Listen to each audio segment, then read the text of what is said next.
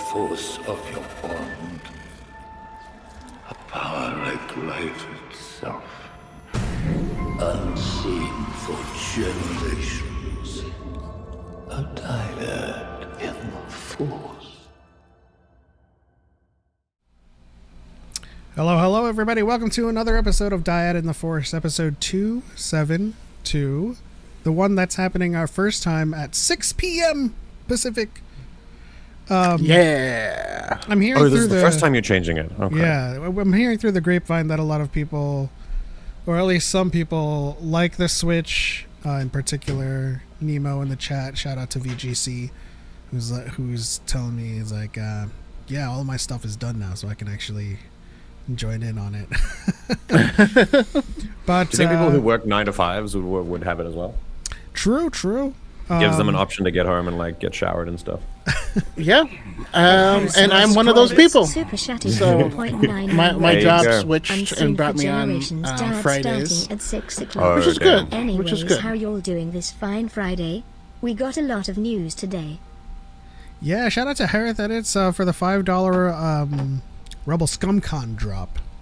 I have to keep myself from the Freudian slip of saying Rebel ScumCon. Like, I've said it in the past mistakenly. Don't swap it. Yeah, I flubbed the con part, and the alliteration sometimes. It'll get you. But Unseen for Generations Dyad starting at 6. Anyways, how y'all doing this fine Friday? We got a lot of news today. Yeah, we have a lot to talk about.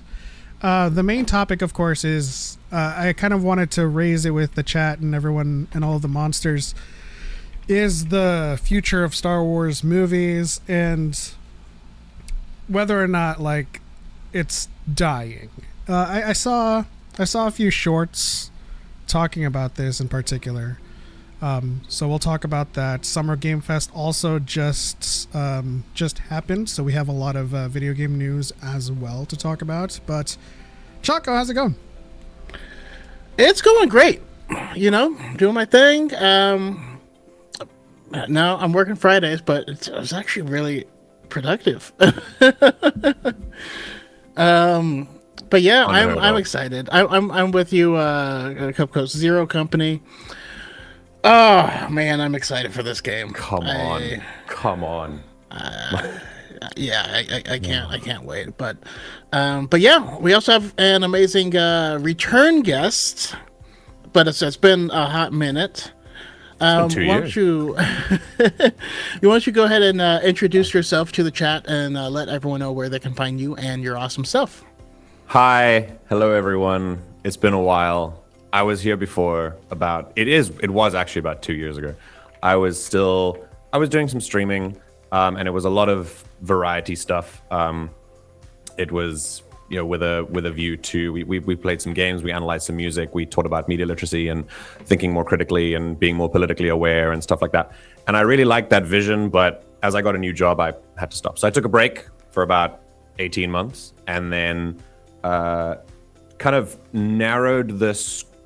didn't narrow the vision, but narrowed the media. So now I've come back and we've just started a new tabletop campaign that rotates 2 months at a time from a world that I've created, which is currently ongoing. And then after that, we're doing a Star Wars one for 2 months. So it's 2 months my world and then 2 months Star Wars and then 2 months my world again, 2 months Star Wars. And we rotate the party every time. So there are a lot of different players that you'll get to see.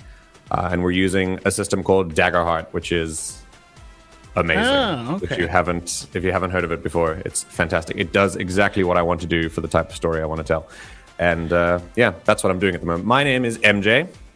And in brackets you can find One Can Hope, the name of the campaigns that we're streaming for you. You can find them on YouTube. That's where we put them. And yeah, that's about it. As for me, I think in the last 2 years, actually a lot has happened. I was living in a different place. I have a new job now. I work in a daycare, which is great. I deal with Much respect. 3s, 4s, and 5-year-olds.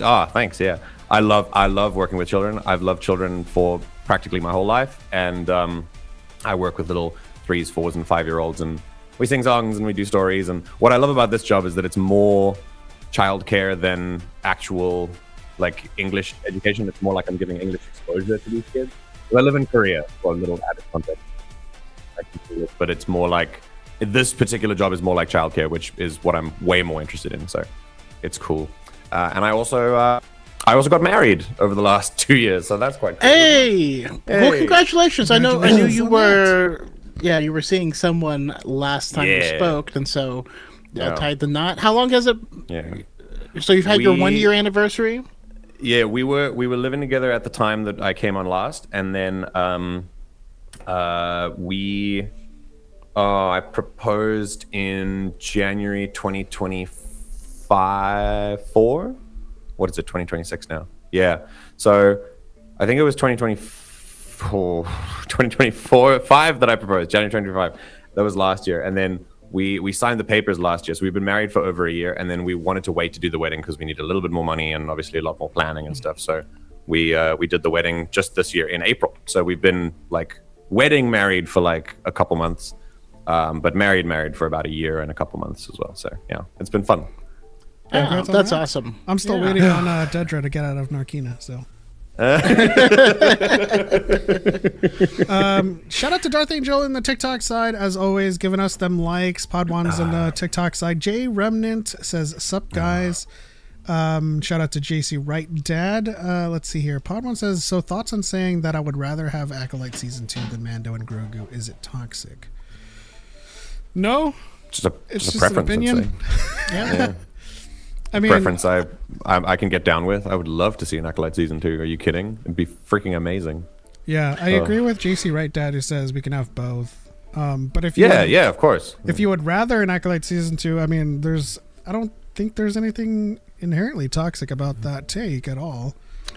No, I mean it's the only way it's borderline is when you are put down a project in order to lift one up, but that's not directly putting anything down, you know.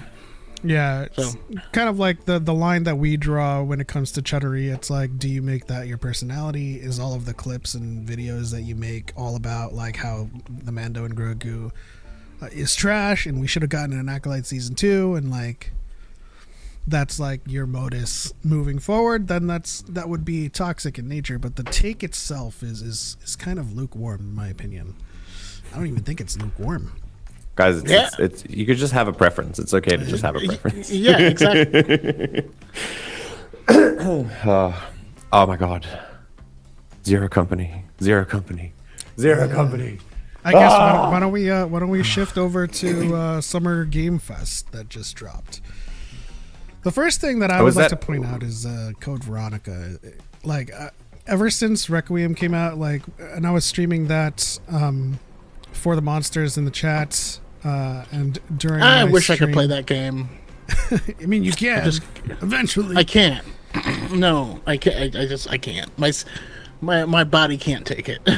Yeah, but you have some training. I think we should this Tuesday revisit your RE2 gameplay. Oh, it's nothing to do with any horror vibes or anything like that. It's just, whenever there's that many like small things moving on a screen, my body disagrees with it. Like I struggle in Photoshop if I do like a color range select. And I get those moving ants on the screen. That makes my skin crawl and like, yeah. Wow, that's interesting. It's weird. It's What is this game we're talking about now? I need context. Resident Evil 9 Requiem. Okay. Yeah, so I was streaming that for the monsters in the chat, and during my playthrough, I was like, you know what needs a remake? That Code Veronica.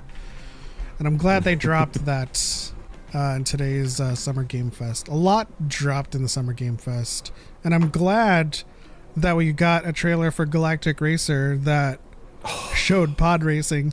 I don't know who looked at this game and was complaining, why isn't there no pod racing? Like with Sebulba on all of like the promo and stuff. Yeah. Not like seeing the original pod races from Phantom Menace and thinking that there won't be pod racing in the game. I mean, even if there wasn't though, have you heard of swoop bike races or just regular speeders? That would have been great anyway. Like pod racing just elevates the experience, you know. That just like it just tells us and proves to us that these people are just looking for things to be mad at.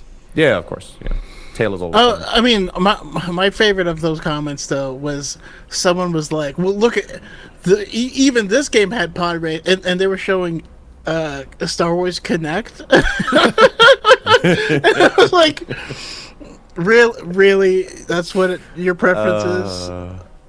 Element literally predicted everything Resident Evil. I just said I wanted Code Veronica to get remade. I don't even think it's a remake because it seems like in the trailer, Claire is visiting Paris. Now I know France is the home of the Ashford family, but the original Code Veronica takes place on on an island that is like inspired by French military. But I mean, that's kind of how I knew where they were going with it. But we'll see. We haven't seen much.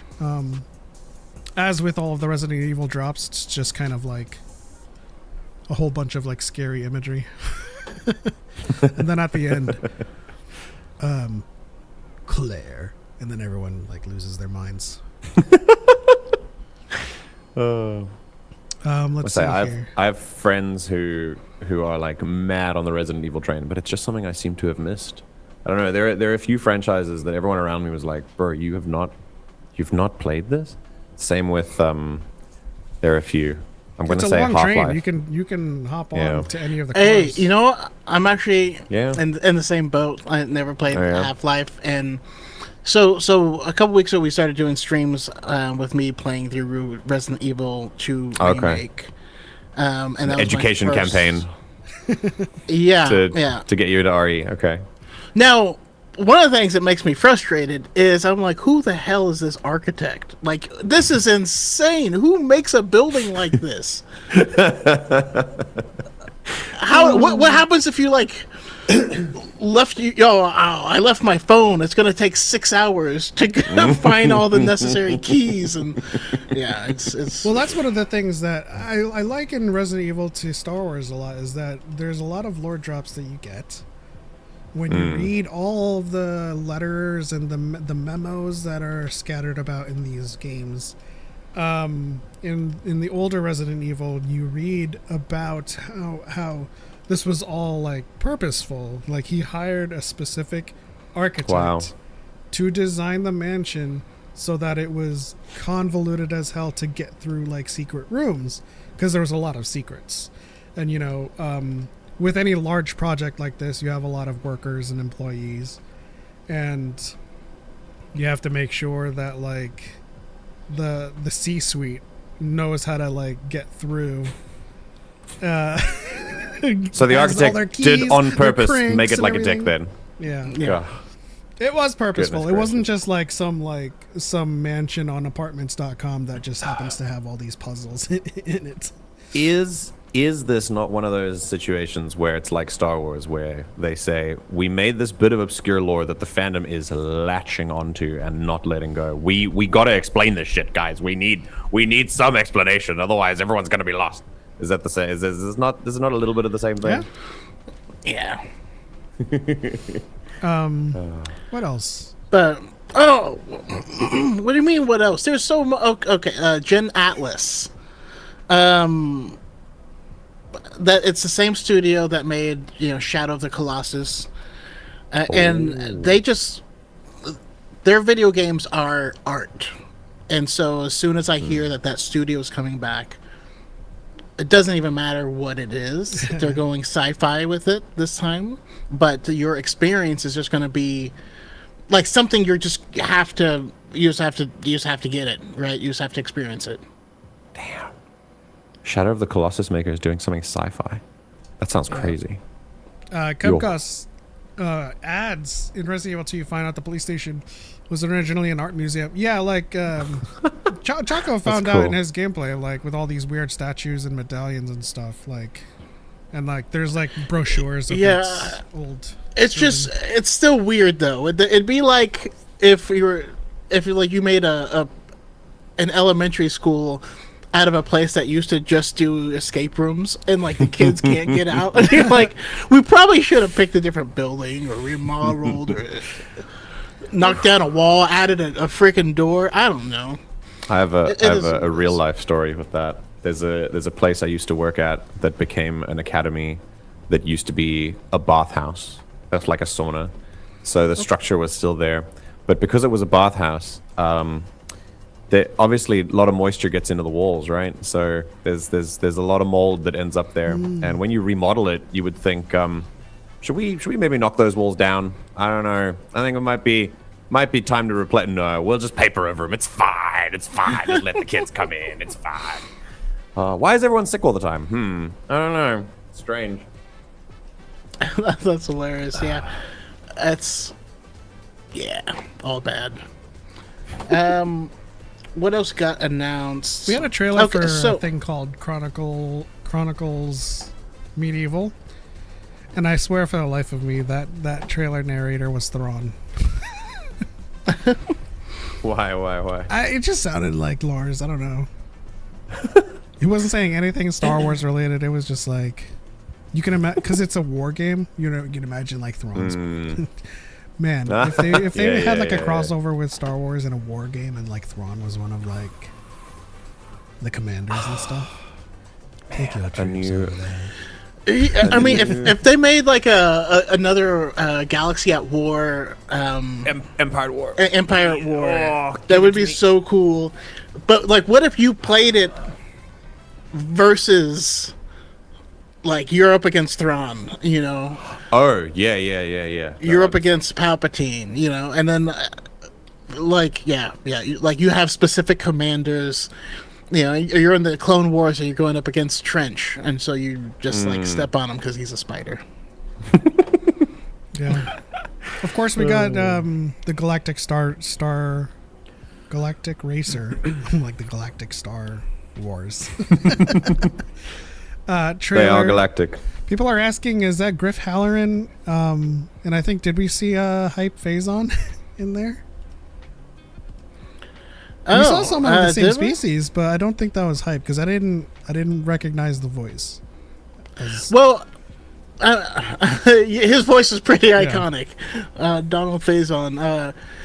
But that would be interesting. I mean, obviously, this is going to be in a time frame where they would still be around. Yeah, for sure. Yes, if you could, I mean, Sebulba did look like he'd gotten on in the years a little bit, so I'm assuming that it's a little bit in the future, but I mean, would they have also, I mean, what was Phantom Menace past what's like 35 years since the proposed time period of Star Wars Racer? Because they mentioned the Empire is gone, right? Yeah. Or was the Empire still around? Okay. Yeah, so this is, you know, burgeoning sequel eras. So like the characters like Griff and stuff come from Rebels, or not Rebels, from Resistance, which is at the same time as a sequel trilogy. So those people definitely lived on. And then Sebulba in the trailers kind of like sitting back like an emperor.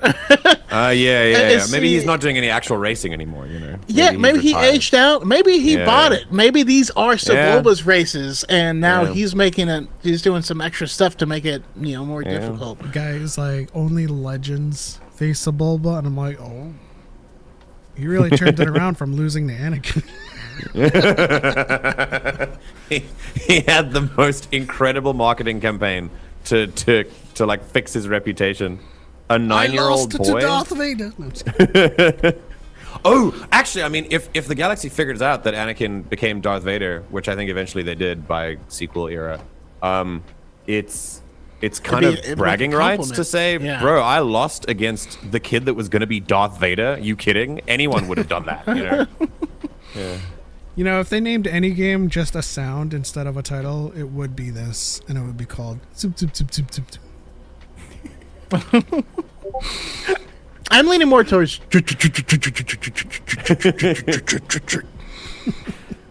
I remember losing my shit as a kid when the pod racing, like the pod racing sequence and all the sound comes on, and the set piece is just remarkable, and then you hear like the little pod racers coming on, then you hear go go go go go go go go go, because Sepulveda like starts his V12 like.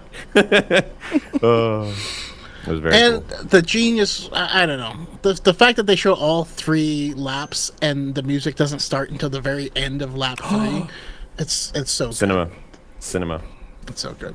Shout out to our good friend Lord Dagavir over at the Dark Temple. Ready up. Says Jedi Connor thinks that Sebulba is washed. We don't know. He's certainly riding high in the trailer.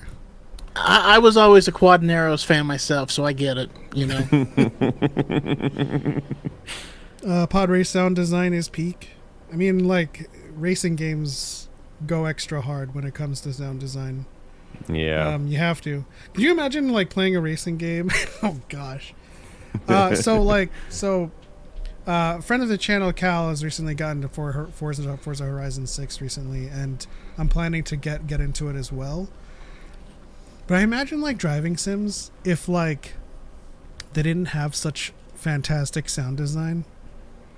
Like, can you imagine, like, pressing the gas or the throttle on one of these, and it was just like, just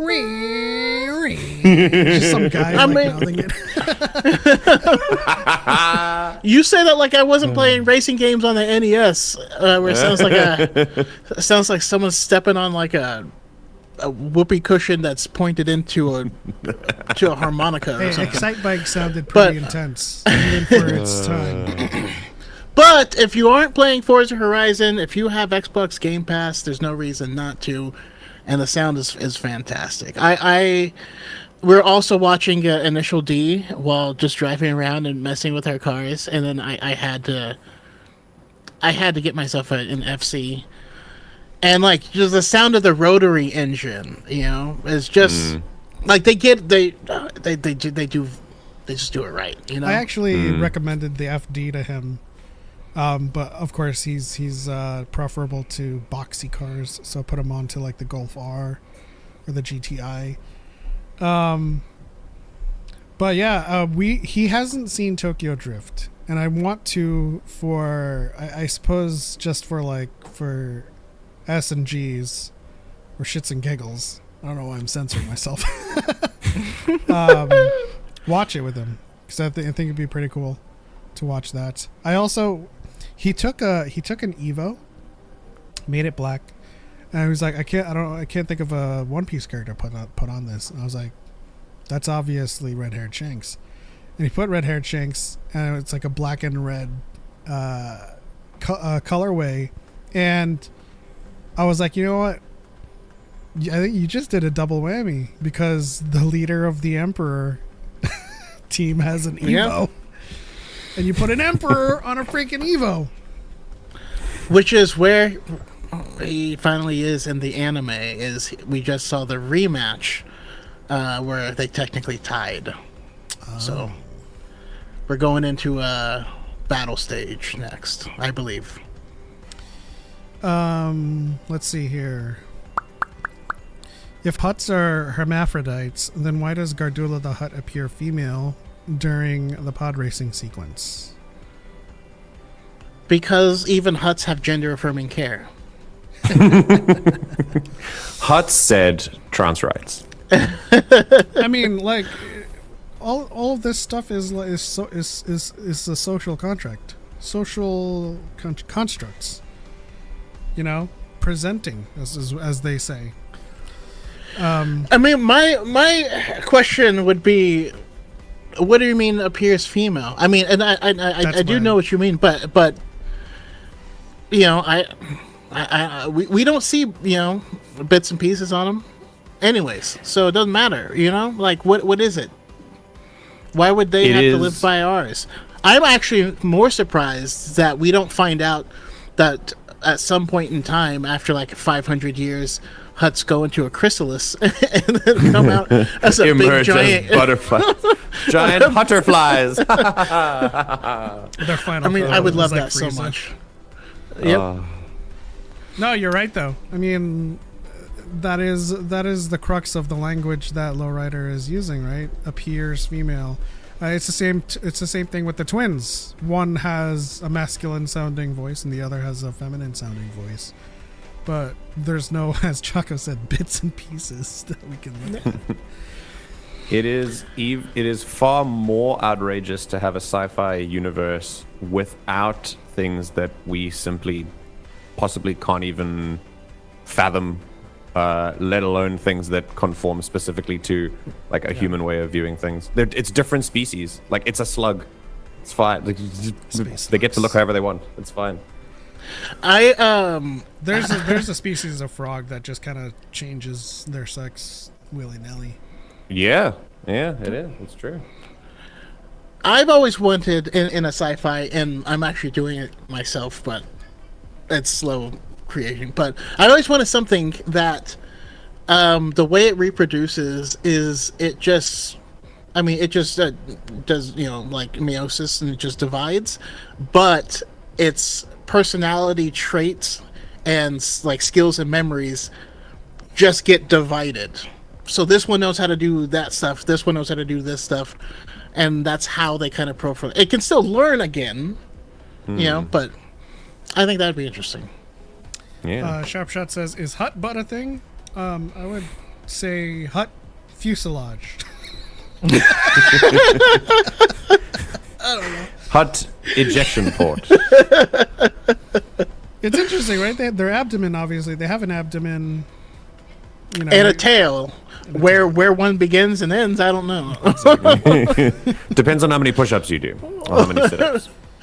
If he does sit-ups differently, does he get more abs? Can he just be all abs? Yeah, abs all the way down the tail. Clearly, that must be how it works.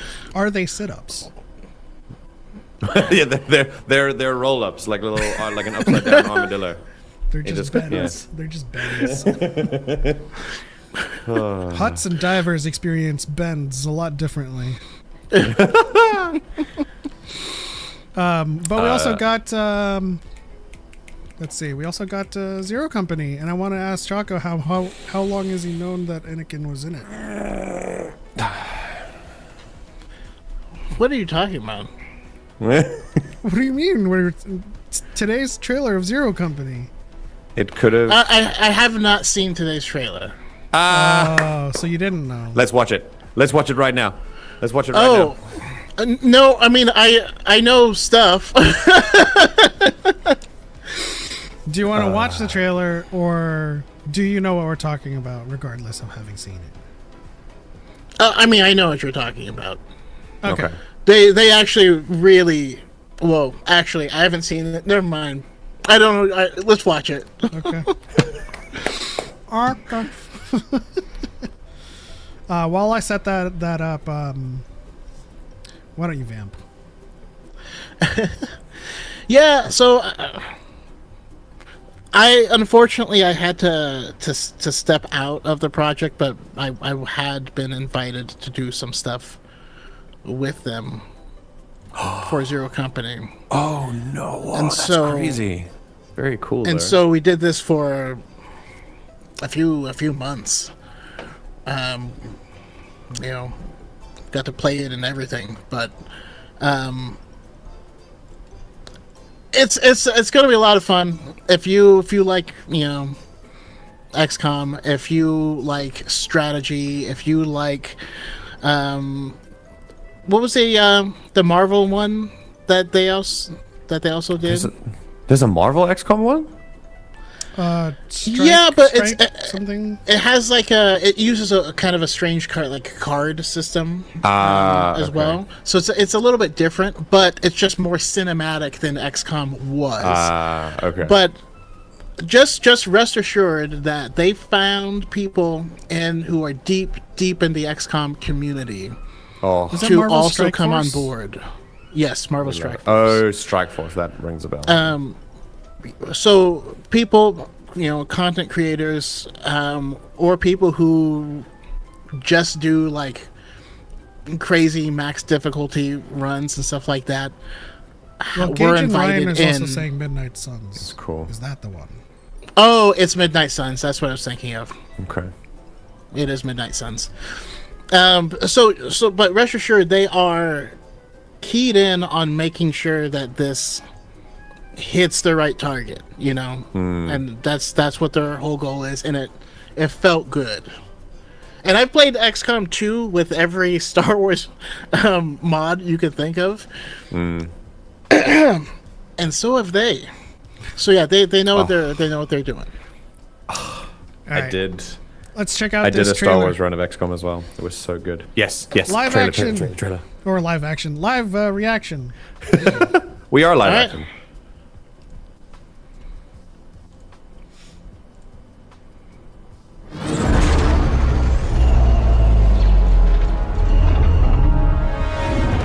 You wanna fight?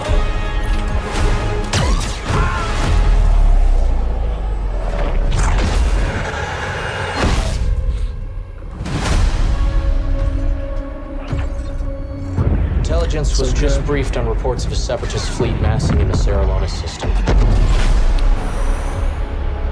Then we need to make our move. You got some. That's my new wife. Zero company.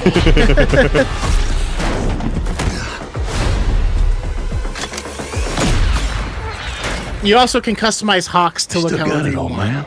I know. So you can be an alien and stuff. Is that Jacob Qatar? What do you got for me, Medic? We're at Silius. Coil's been spotted meeting with local gangsters. Get down there, find out what they're up to. The customization. Griff.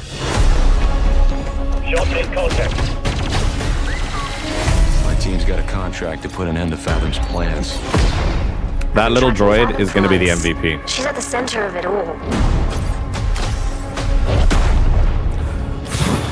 Yeah, they're even hoping Let's get a team together. they're even hoping that people will do an entire D Squad run. Oh yeah. I want in. Mr. Freeze! I'm not in it for the credit.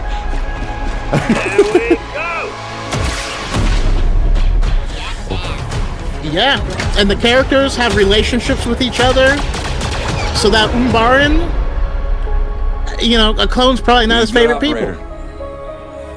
Oh, You knew the risks. The circle Permadeath. must be closed.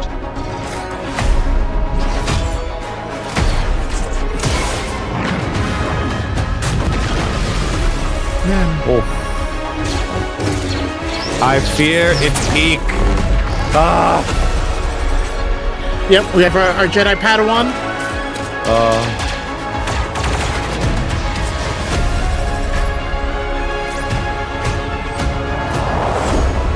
We work with all kinds of folks. Ex-separatists, ex-noble, ex-cons, and we're better for it. We're almost there. We just gotta finish this job.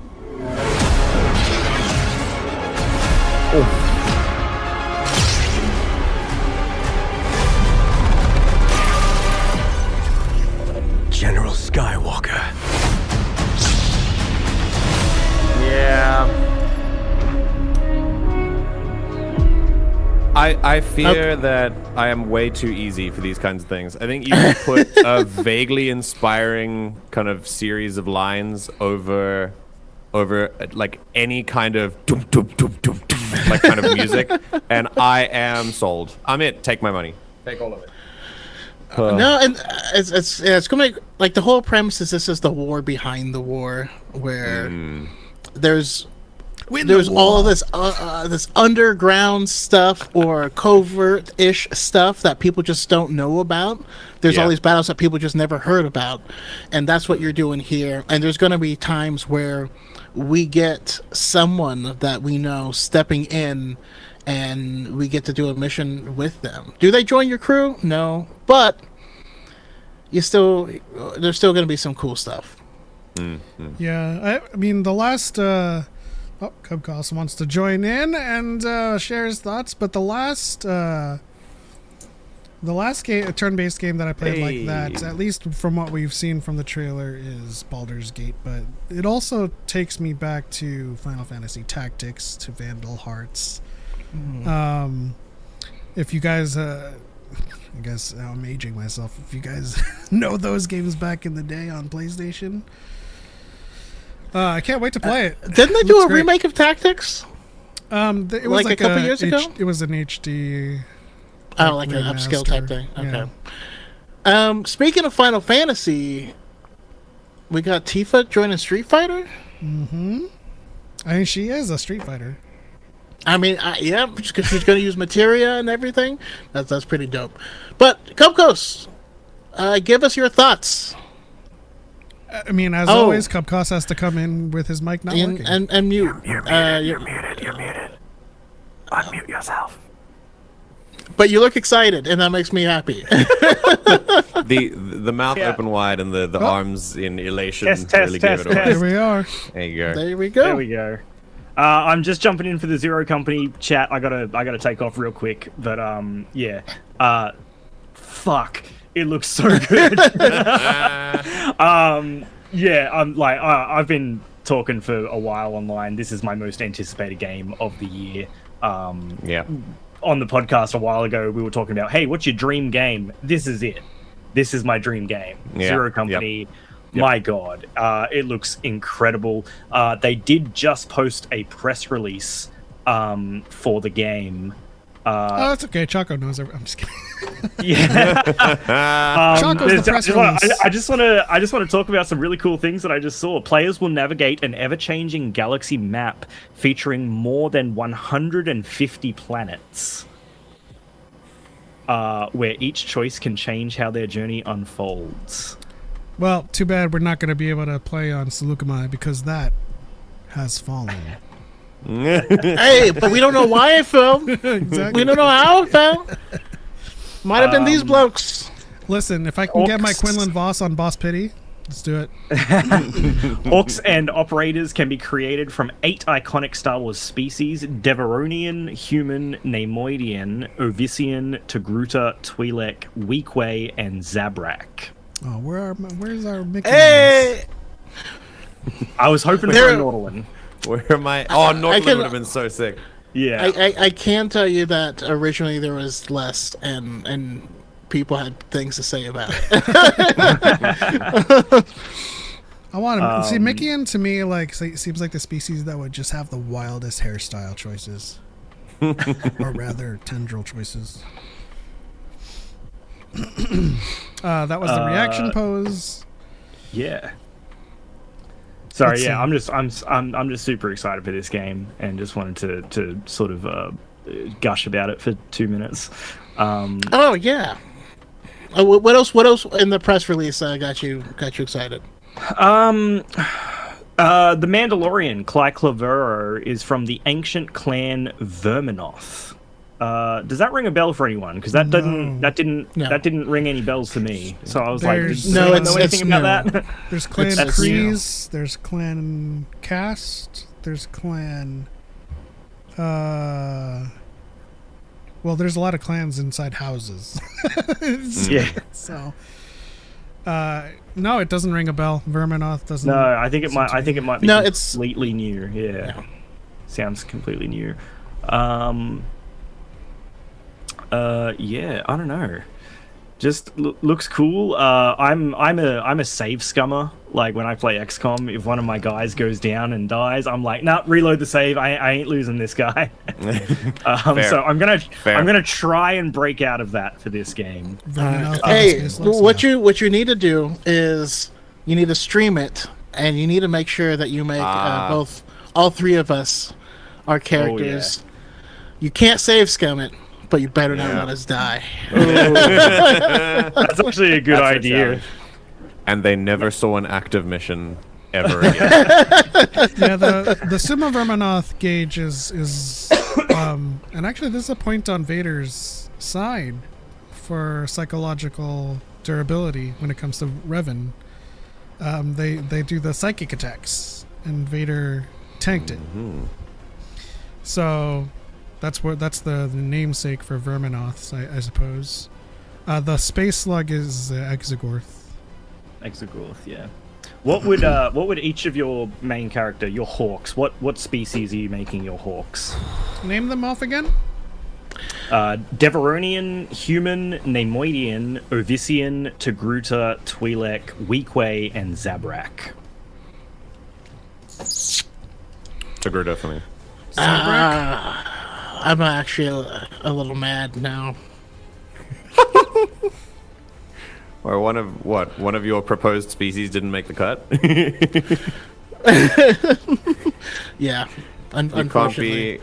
Oh, are you genuine? Oh no.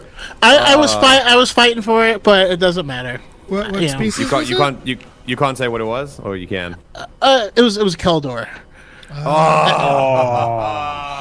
And they're like, so "Whoa, cool. what is that?" And I'm like, DLC, "What do you DLC. mean? What do you mean?" I actually Yeah. think that might have been like the team being like, who else is the famous Keldor? They're just like Plo Koon, I suppose. Okay, but how did we get Keldor as a playable species in Jedi Academy? Yeah, fair. And that's what began my love affair. Anyways, I would've, Everyone buy I- this game so it gets DLC. Yeah, for sure. I would have asked for Chiss, but that also wouldn't have made lore sense for them yeah. to be there. although, listen, just expansion. That's what we need. Yeah. Okay. Yeah. Do any of you play Ascendancy Sotor? expansion, yeah. We used to. Used to play it a lot. I've We put even streamed it sometimes. Yeah. Oh, really? Wow. I come back to it casually. I haven't in a long time, but every year or so I'd be like, hey, is this game still kicking? I'd play a little bit, invite a friend over, and then it would die again. But I put about a couple months after launch, I started playing. I was 14. Well, this will show my age. Yeah. And I put like 10, 11 years into it, mainly the roleplay scene. But I did do I did a lot of PvP and I did a lot of PvE as well. I played the whole game. But I Yeah. was heavy into roleplay. It was my introduction to roleplay, actually. Was that? What game. was your favorite class? In terms of what story Or maybe or top two. gameplay? Yeah. Best stories. Best two Okay. stories for you. I think is this favorites are hard for me, but is it? I remember I played them a long time ago. I remember Imperial Agent standing out. I think it does for everyone as just like this ultimate super spy kind of story. Yeah. On the Republic side, I don't think there's anything innately wrong with having just a main character story. I thought Jedi Guardian was kind of cool. Just this sort of action hero, like kind of turn off your brain, let's go take on the Emperor kind of thing. That was fun. yeah. The Trooper had a good start. I can't really fully remember how the rest went. I think similar with Scoundrel. I think really my favorites at the time were Inquisitor and Imperial Agent on the Empire side. But I don't really think I have a story that stood out to me as being weak. I think I've noticed when I talk to friends that the Jedi Consular story is kind of low on everyone's tier list, and I didn't have it that low. It was actually kind of interesting to explore the other side of what Jedi do than kind of taking on emperors and bad guys. Like you did a lot of diplomacy work and you unraveled that like was- force that was, mysteries like, and stuff. Like it my was really second stand out to me, favorite you know? one. Yeah, That was- yeah. Consular It was was my really favorite cool. I liked it a lot. Yeah. I mean, obviously, like with the Force being, my bias in all of Star Wars. Yeah, the yeah, of Consular course. and the Inquisitor were my top two. I liked the different perspectives you could get, and then I know that it's very gamey to do like the light side versus dark side kind of thing, the game mechanics wise. But I really enjoyed many of the light side choices you could make as a Sith, and the dark side choices you could make as a Jedi. Like those were very interesting to see them like play out and stuff. It was cool. I also thought it was interesting when I played as the bounty hunter, how it's like, because morality shouldn't matter, but then like as a person, you're like, Of course. yeah, I feel bad for like decapitating that person. Yeah. then feel good. I've been paid always to funny. evict these refugees. I must commit. It's always funny because you inherit a small portion of what you've picked, right? Because like as a Jedi Consular, like I have very little incentive like mentally to choose the dark side. But when I'm playing my Inquisitor, my Darth Nox, I'm like evil, like full like gas, send. So it's strange. I couldn't do it. When I was a kid, I had all these choices, and the choices were like, It was like KOTOR 1 era dark side, like KOTOR 1 level dark side choices, where you could either be the absolute paragon of virtue, or it could be like, I'll tear out your tongues, little piggy, because you spoke bad to me. That's a lot of the dark side choices that the Inquisitor makes you make. They're just so needlessly cruel. And me as a kid was like, I don't think I can go through with this. I kept trying to go with a dark side run and ended up not doing it anyway. What's funny is that like it's sometimes like it narratively clashes with some of the story that like in Shadow of Revan, you're a dark side Jedi, and then like Revan is like, that is my dark. That's the darkness I left behind, and only you can stop him. And then like you're like all dark and shit. You're like, me with like black veins coming out of my eyes. Like, yes, I will. You sure I'm the stop pick your for this? darkness. Thank you for choosing me for this. Dennis Y says, yo, just subscribe to you guys on YouTube. Happy to finally listen to some positive Star Wars talk. Appreciate you, Dennis. Thank you for the subscription. Thank you. We're live every Friday at 6 p.m. Pacific moving forward. So join us and we'll have some great talks and conversations. Gage says the Keldor in Jedi Academy having a normal human voice was so funny. It was a little interesting. I just love I will say they hammed up quite a bit. There's just a lot of ham in the story and performances. I mean, it tracks because back then, all of the bug sounding species were Omitopi, and then all of the human sounding aliens with, like it was Twi'lek or Togruta, they were all ha Titika. So you ever feel like your masters are holding you back? You're like, okay, all right, calm down, Jaden. Like, what the hell? No, leave me alone. Yeah. And then of course we got the trailer for Galactic Racer, and it showed pod racing and Sebulba living the high life. As I think most people would, because it makes narrative sense that after the fall of the Empire, people would be, looking to take advantage of that that small, brief window where there's a lot of upheaval and not a lot of oversight happening. Well, I mean, we just watched Mando and Grogu. Like, the Hutts used to run the the racing scene. They don't anymore.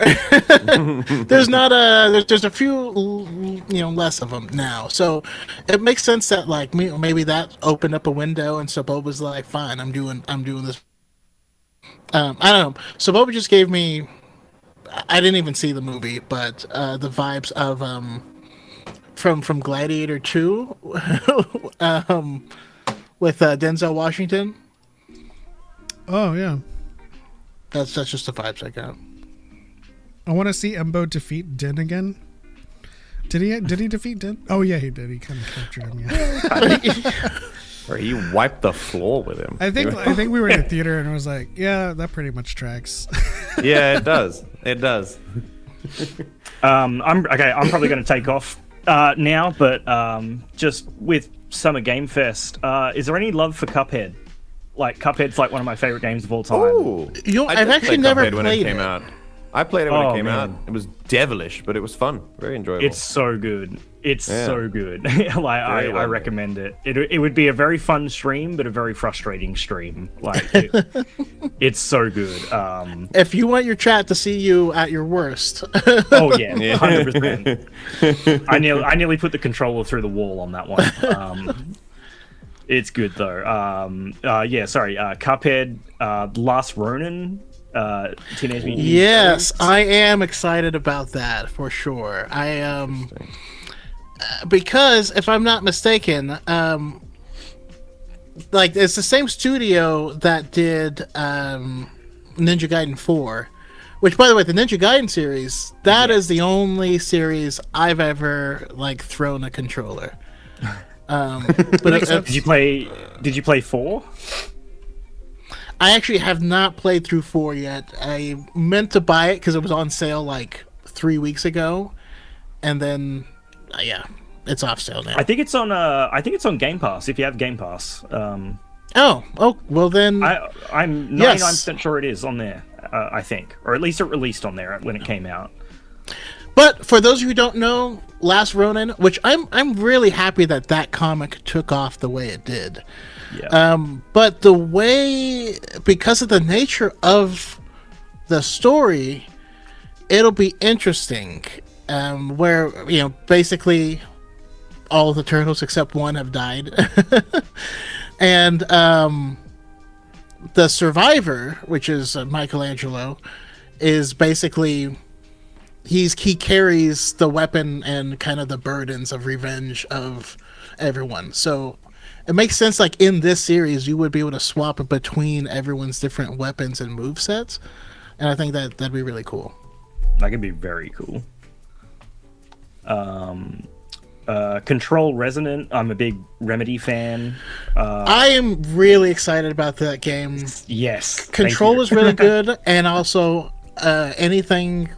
I just like melee games, games with melee weapons. It makes me happy. So it's a direction. I like seeing Swords of Winds meet.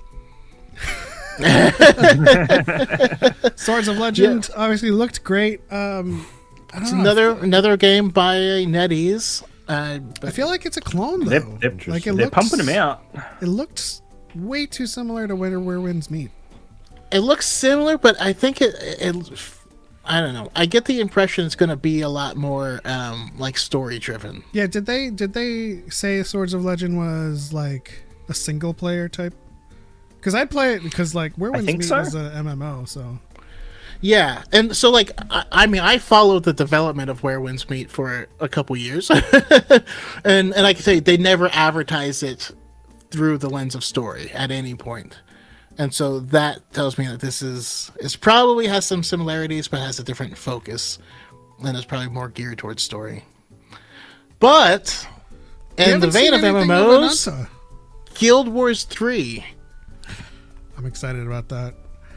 Ooh. Not excited Unexpected. about how much time I'm gonna have left after.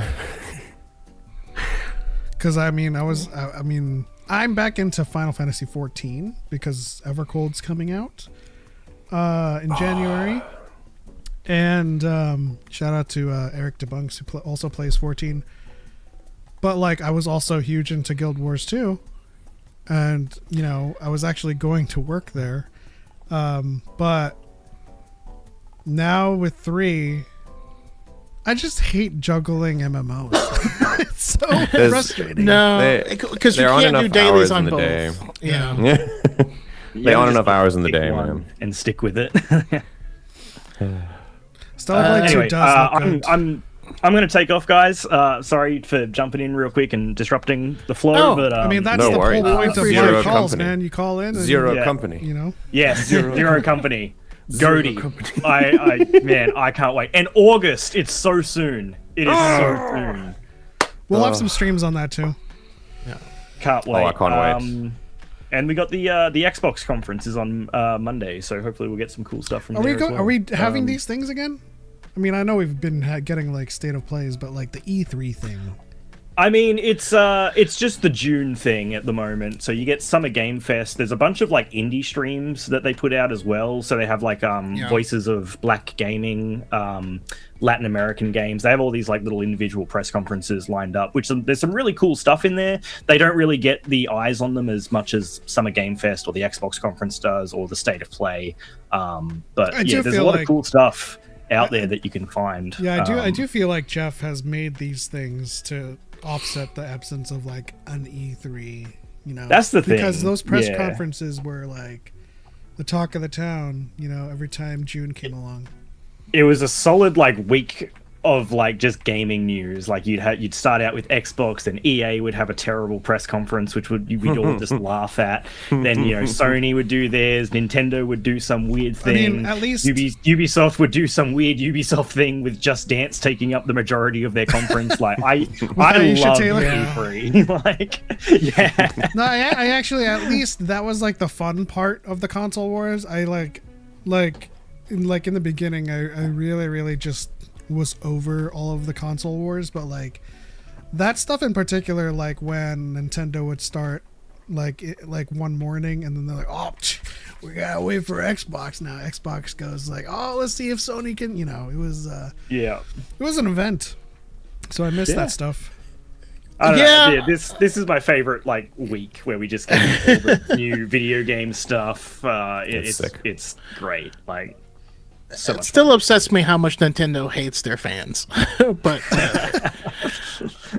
I will say Anyway. Asha is killing it over at Xbox now and is doing some really cool stuff. She's So, I'm done some. excited. Look, I never thought that they would drop the price of Game Pass back down. Like, Did Right. they? Because I'm looking because I, I want to mean- get back into Horizon, and I've been looking for. So here's the thing. So- I canceled They- Apple TV Plus, and they were like, "Can we get you back for like $5 for the next 2 months?" I'm like, "Yo, bet." So I'm waiting for that. Guess email. who's back? I'm waiting for that email. I'm like, "Hey, come on." so they did the massive price hike. I think it was like towards the end of last year, and it was almost like a 50% increase. It was like 100% in some regions. Here in Australia, it went to $36 a month, which is a lot. What is that in the US? Uh, Because isn't it right now? Well, what I was paying in the last 20 couple of months was like 16, right? Or 16, 17? 26? $50. Ish. Oh no, sorry, Oh, wait. Wait. I'm going backwards. I'm going backwards. Hang on. Yeah, other way. 36 Aussie dollars. $25. 25. Yeah, 25, Wow. 26, yeah. Yeah. So that's a lot. And then they did the decrease, and it's now 25, I think, here, Australian. So Check the US price. it's still more than it was at the time of the increase, but it's a lot more manageable. Yeah, Just I mean, and they in- just dropped out, Call of Duty and stuff. And I'm like, yeah, thank you. Yeah. Yeah. Call of Duty actually looks Well- good, which is not something I've said for a number of years. Oh, they did. Okay, so the PC Game Pass, which is what I had, was $16.49, and it's now $14. Okay. Okay. I don't know, and I'm not trying to like shill for Microsoft here and that, but I think Game Pass is like a great product if it's priced appropriately. Yeah. I mean, yeah. because I've been signed like you can just jump in for a month, play as much as you want, and then cancel it at the end of the month or something. Like it's a great service. I hope it's not destroying the video game industry as some people claim it is. But man, gaming is expensive. Like consoles and PC parts are getting more and more and more each year. Like, did you see the Steam Deck price increase recently? Like, No. hundreds of dollars it went up. Well, I mean, that's just for RAM. Yeah, that's the thing. Like, the only thing you it's need to know legitimately about tech insane. is you just watch the NVIDIA keynote, and it's like, this is all of our latest machines. They have all of this RAM for your AI. I'm like, bro, you're a gaming company. What the fuck? Release machines for gamers. This is our $30,000. I don't know why I'm starting doing an Australian. you've got to every time I come on, you've got to say dollary dues at least once. Hey, listen, it's a teal shan dollary do. You didn't say. Oh, is it not you? Is it Master James Kenobi that says what's his face? Yes. Oh, okay. Never mind. You're free to go. Anyway, I'm going to take off, guys. I will just leave you with if you haven't played a game that just came out called Mina the Hollower, I highly recommend that game. I've heard of it. Okay. Made by the same devs that did Shovel Knight. Old school Zelda, if you like those kind of games. Oh, I You will- have you will heard of love that it. game. It's did look like fantastic. IGN gave it a 10, which triggered a bunch of people. So, Who? Oh at my IGN? goodness. take, a lot of fun. Why do they pay so much attention to IGN where they clearly hate it? I know They for hate it something, with for something everything. they claim to not care about, they talk about it an awful lot. Bro, it's the same thing as Rotten Tomatoes. So, yo, this show sucks. I mean, it's like it's like a 50 on Rotten Tomatoes. Like, well, Rise of Skywalker Rise of Skywalker is like a 90. I'm like, well, that's just because it's fake. Mando and Grogu's sitting at like a 85 or 87 audience at the moment, which is like one of the highest Star Wars ones, I think. Yeah. Crazy. That's a good segue. Yeah. You're welcome. I'll leave you guys to it. I'll Bye. see you All right. later. Take care. Shout out to Cub Cost, and thank you for calling in and chatting with us for a little bit. It was a great segue, but I have like, and I'm sure everyone else has there's like a couple final more games thing to talk about. Exactly. I do want to get on a soapbox really quickly. I'll give myself 2 minutes to make this TED talk. All right. I've been Listening ears on, everyone. I've been seeing the movement and the noise around Destiny 3, and I'm seeing it in the chats with State of Play, with Summer Game Fest, and it's misguided. I don't think this is the right move. I don't think we need a Destiny 3 from this team, and I think it needs to die in order for something better to come back. Because I have a lot of friends that were laid off in the studio shakeup with Parsons, and yes, he resigned, but a lot of C-suite remained. And I don't want to ask this current Bungie with the current chiefs and execs to benefit from a Destiny 3 resurgence. I want that idea to die, and I want all of those people that's left over in the C-suite of Bungie to leave. Then I want them to make a conscious effort to get back some of the original designers from Destiny that they lost, and Destiny 2 early days. Then we can start talking about Destiny 3. Or whatever else they think about. I mean, I'm now in agreement with you. I've seen some people saying, "Oh, what we need to do is really, really support Marathon, and then they'll give us that." That won't happen. That'll absolutely backfire. But yeah, I mean, listen, we got Expedition 33. That was 33 developers who left a AAA studio and started their own. Yeah. All right. The whole reason we have Destiny is because Bungie walked away from Halo because Microsoft owned it. You know, I sadly I don't think it's going to happen, but something else will pop up in its place, and hopefully the industry has changed and moving forward enough by that time, because I feel like there's a lot of shakeups happening right now.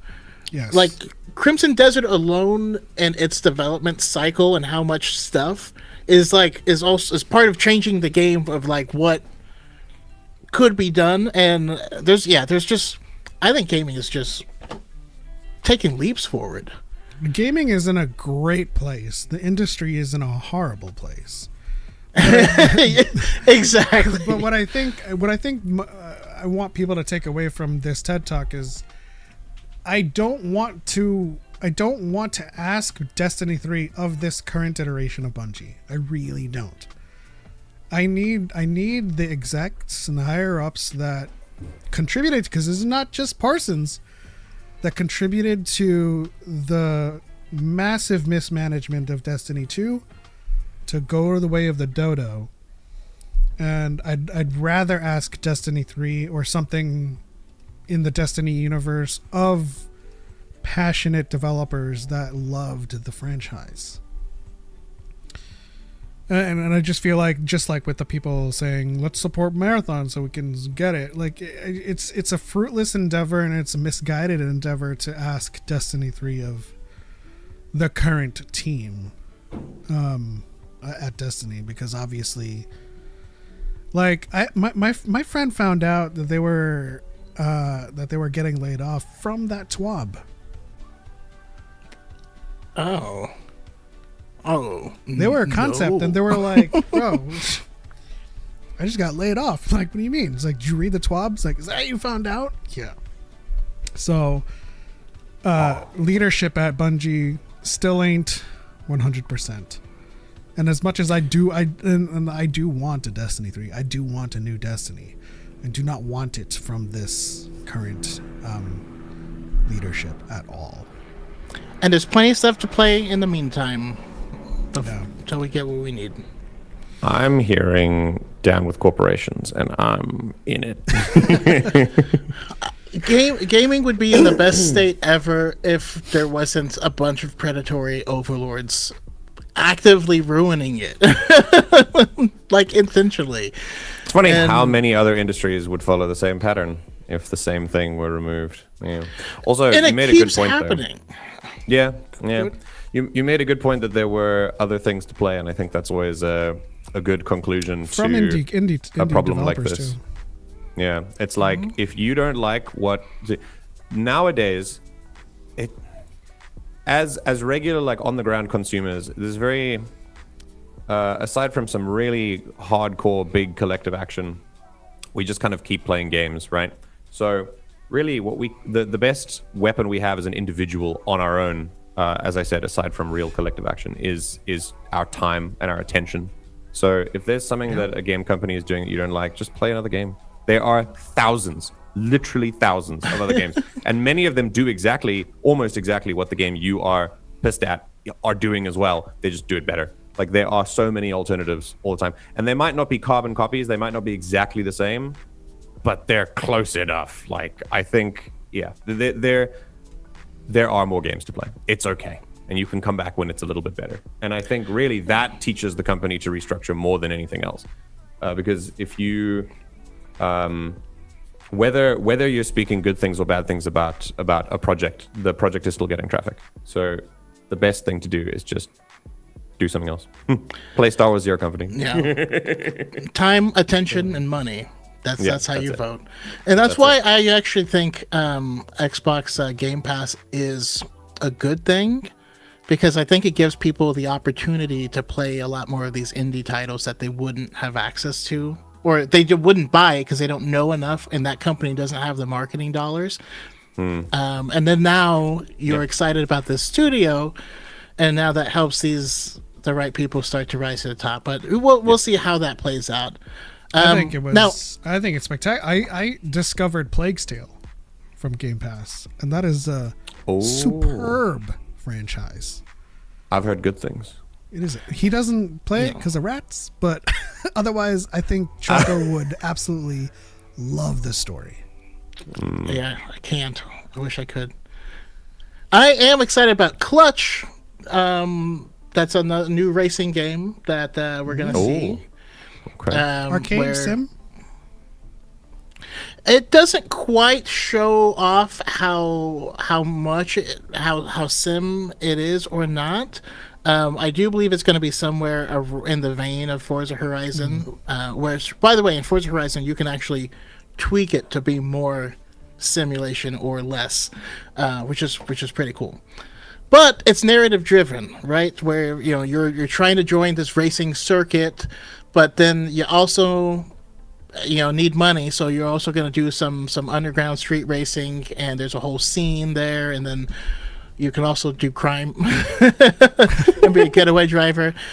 So it's cool. It's kind of mixing the Forza Horizon with the old, like Need for Speed Underground, but then hopefully doing it better. Monster Hunter Wilds is getting a expansion. So I started getting into that, but there's one more I was really excited about. Oh, Blood of Dawnwalker. Have you seen this? No, what's that? I saw that during the conference. Yeah. So it's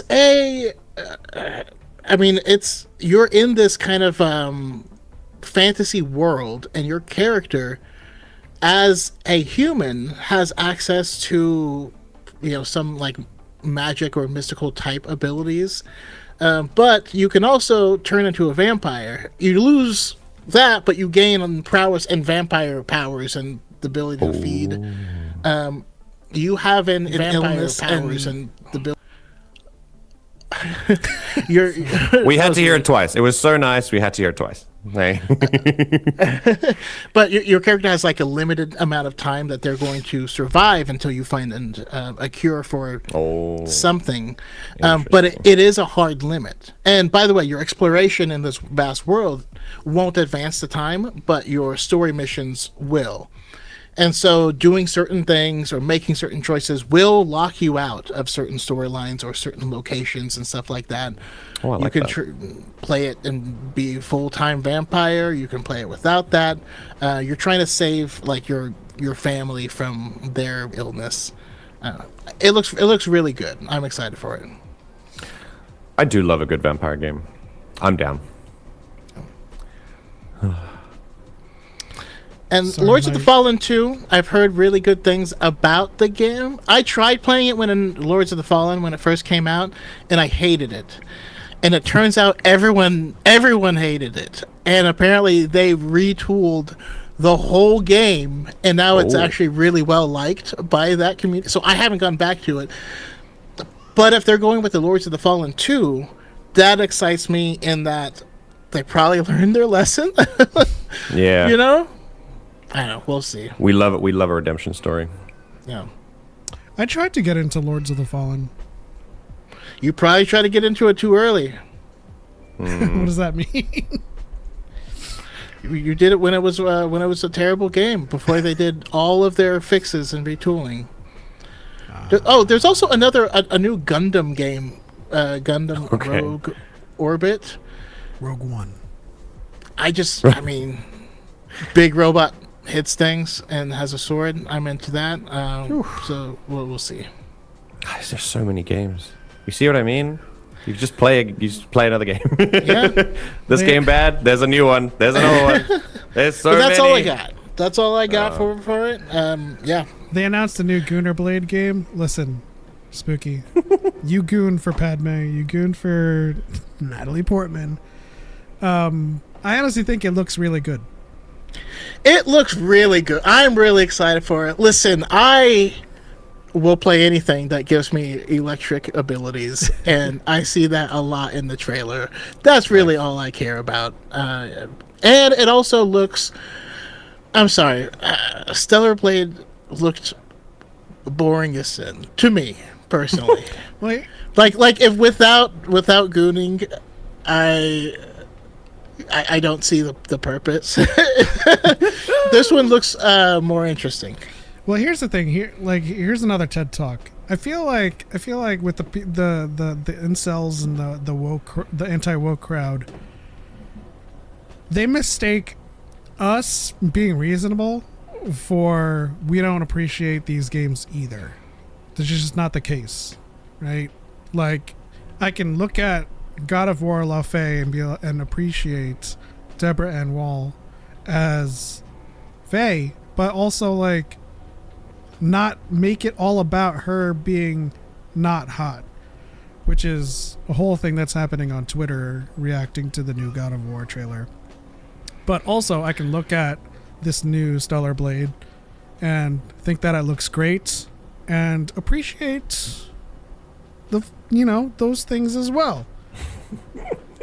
I'm certainly not going to make the case to make people ugly on purpose. I mean, but that's not the first thing that comes to mind when I'm trying to game, right?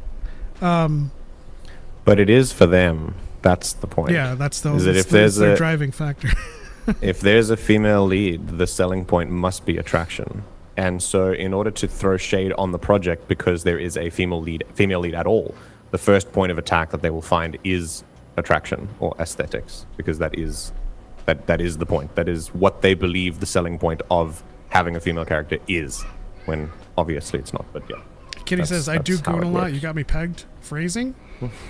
Yeah, weird time to use that. The lady from Daredevil is objectively smoking hot. Yeah, she is.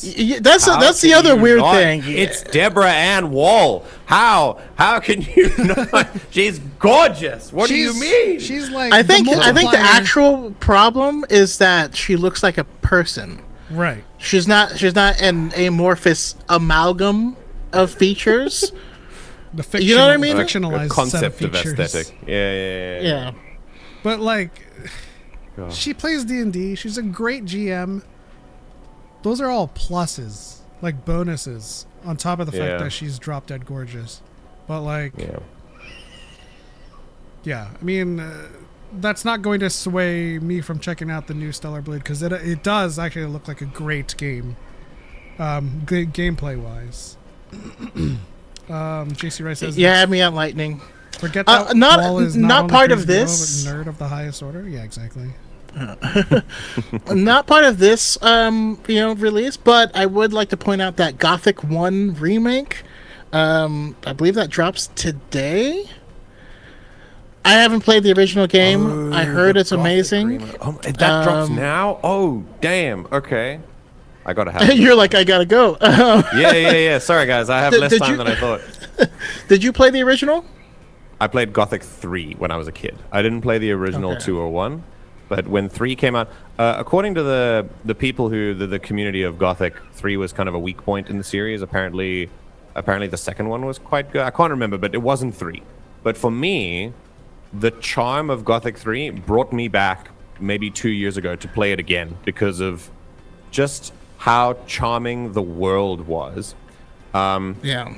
And then when I played it again, I realized, oh my, not a single named woman in the entire game. Crazy.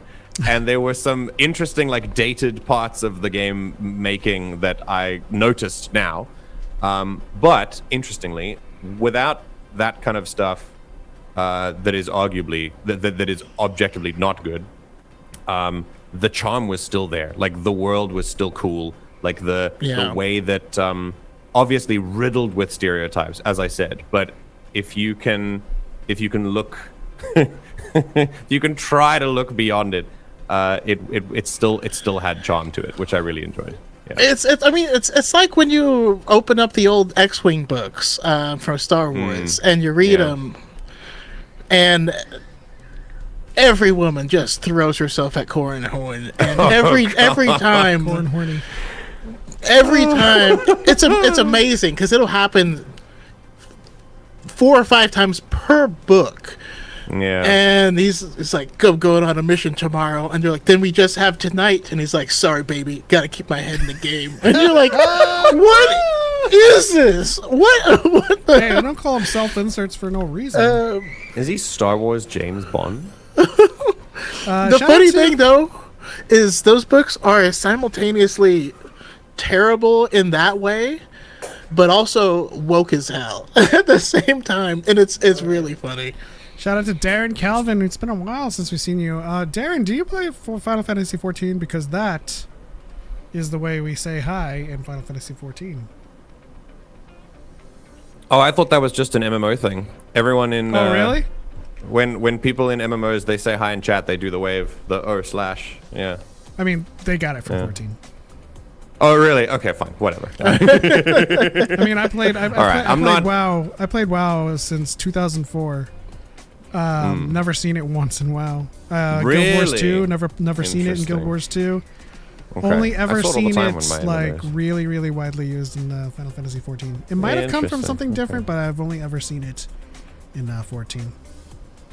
Maybe it came from RuneScape or EverQuest. I never played those. I don't know. I am so 5 p.m. coded right now. I'm looking at the time. I'm like, all right, we gotta like blitz through the next. But Sorry. Yeah. Let's jump forward. We've talked about all the games I wanted to, which is all of them. But I did want to broach the topic because the Mandalorian Grogu. Although we haven't passed this weekend, the second weekend. Is this the second weekend? It's gotta be the third weekend. The third weekend. It's dipped. It's I believe it's only 243 million worldwide. What, players? Mandalorian Grogu. Oh, box sorry. office. Yeah, we're moving. We're my moving. brain. I was like, damn. No, that's dollars. Okay, cool. Yeah, and I don't want to make the discussion about box office like gross being a metric of the quality of Mandalorian and Grogu. 263 million. I mean, that's still a respectable figure, but I wanted to kind of broach this topic because I saw some shorts talking about how Star Wars is in the theater is dead, and I think I might have sent it to myself. So we might actually have like a live reaction. Yeah, Okay. I sent it to myself. So let's watch this. What does NJO stand for here? New Jedi. New Jedi Order. I figured. I figured. I actually don't even think that this is about Mandalorian and Grogu, but it screams like back in my day type of deal. Even as All right. So let's watch this live with all of the monsters. And let's hear what he has to say. Even as diehard fans, you are. diehard fans, you're like, I just don't care anymore. I can't keep up with all of this. Would Star Wars as a brand be more salvageable if they had never done any of the TV shows? I mean, I think there's a lot of long-term damage done by cranking out so much television, turning Star Wars from events into episodes, making it common. Anyone remotely close to my age, you could be 35, you could be 10 years younger than me and still know what I'm talking about. New Star Wars was an event, a huge event, until I was almost 40 years old. From 1981 until about the year 2000, new Star Wars was an event. Like, they spent 5 years dwindling that away. And there was other mismanagement there too, but when you're putting out multiple different TV shows for Star Wars with movie stars, with big characters, with Luke Skywalker every year, you turn it into episodes and you make it common. The quality's all over the place and you're like, here's Star Wars Visions and here's Tales of the Jedi and here's Skeleton Crew and here's Ahsoka and here's Andor and here's Mando Season 3 and there's so much. And even as diehard fans, you're like, I just don't care anymore. I can't keep up with all of this. And then you're disappointed enough times and you just dilute the brand. You make it stop feeling special and unique. Those of us that were there December 2015, you remember being in Force Awakens. Like, I remember in 99 not being able to see Phantom Menace until Sunday and like talking to people on Saturday about who saw it on Friday. Like, what was it? What was it like? It was this and that. Like, I remember that because it was an event. And it stopped being that. It just became commonplace. So I think anything that dialed it back would help. So obviously, what I want to talk about in this particular take is, because you didn't really say anything about the box office or Mandalorian and Grogu, but I do want to make it about the larger picture here. Is why do we think that Star Wars is not an event anymore? Is that premise even factual? Right, because we still go to cons, we still go to celebrations, and we still see these movies. But I think before I throw it off to you guys in particular, I do want to make the point that times have changed. We have social media, right? We don't stand in lines anymore because we buy our tickets online. So there's none of that. I mean, the state of the movie industry and just how life operates these days doesn't lend to big lining up at the theater anymore. I mean, we line up for concerts, but for movies now, it really is a ceremony or a ritual that happens on your phone now. Right? What do you guys think? I'm waiting. I'm wondering who talks first. No, you're the guest, and I'd love to hear your who thoughts. talks first? You talk first. I talk first. The same problems, the kind of fatigue that people are talking about with regard to Star Wars is the same fatigue that you feel for other projects like MCU or the DCU when that was out, or other franchise projects. It is the same fatigue that we feel, that it's very similar to the kind of fatigue we feel in our day-to-day lives as things change there, as Element was saying. We think that our hobbies and passions are safe from that we can escape into it. Eventually, we cannot, and it will infect that place.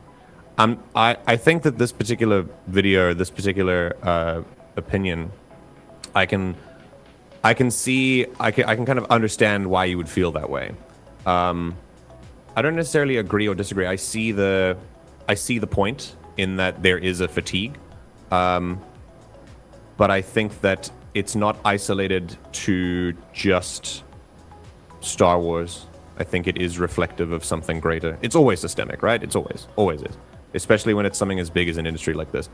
When you say a figure like $283 million or $263 million, like, that's an unfathomable amount of money.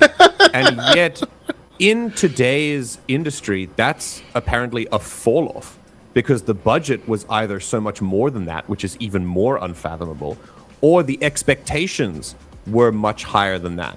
Because as we continue down these tracks, just in regular day-to-day life, the movie industry must follow. As I said, we can no longer escape into our hobbies because they're part of it as well, and they always were. They were just one of the last pieces to fall, because they knew as long as we could escape into those, then we would be a little bit happier, right? But now it's getting into those too. So we're seeing that a series or a movie is no longer released as an event anymore, because it's no longer as if it ever really was, but it was certainly more so earlier, a labor of love. And now it is an expectation of record breaking. So when you release, let's say, something like Mandalorian and Grogu, or I don't know, there was something else that came out. I think it was maybe, Solo. Star Wars Solo is a great example. Star Wars Solo comes out, same weekend as Infinity War, and it tanks a little bit. So then they never explore it again. Not because it wasn't good, quote unquote, but because it didn't break records. And nowadays, the standard is not that some people think it was good. And the same is true for movies and TV shows. It's series and the big screen. If it doesn't break any records, it more often than not gets cancelled. Whereas in reality, there are plenty of people who really like it. They really enjoy it and they want to see more. But because it didn't make $1 bajillion, it doesn't get remade.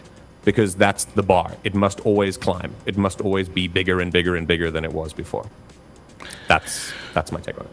I mean, I love your take. That's beautiful. I just like, there's and even looking at that person, I can see the bags under his eyes. You know what I mean? Like, I feel like, and I'm not trying to insult. That's not an insult to him, but it's like, I hear you. We're just getting old. You know what I mean? Like, oh yeah, that's a factor too. Yeah. I look at people who, the MCU, another, like you said, fantastic example. We're not gonna have the same excitement that we did because what they did had never been done before. So we were super excited to see what unfolds next.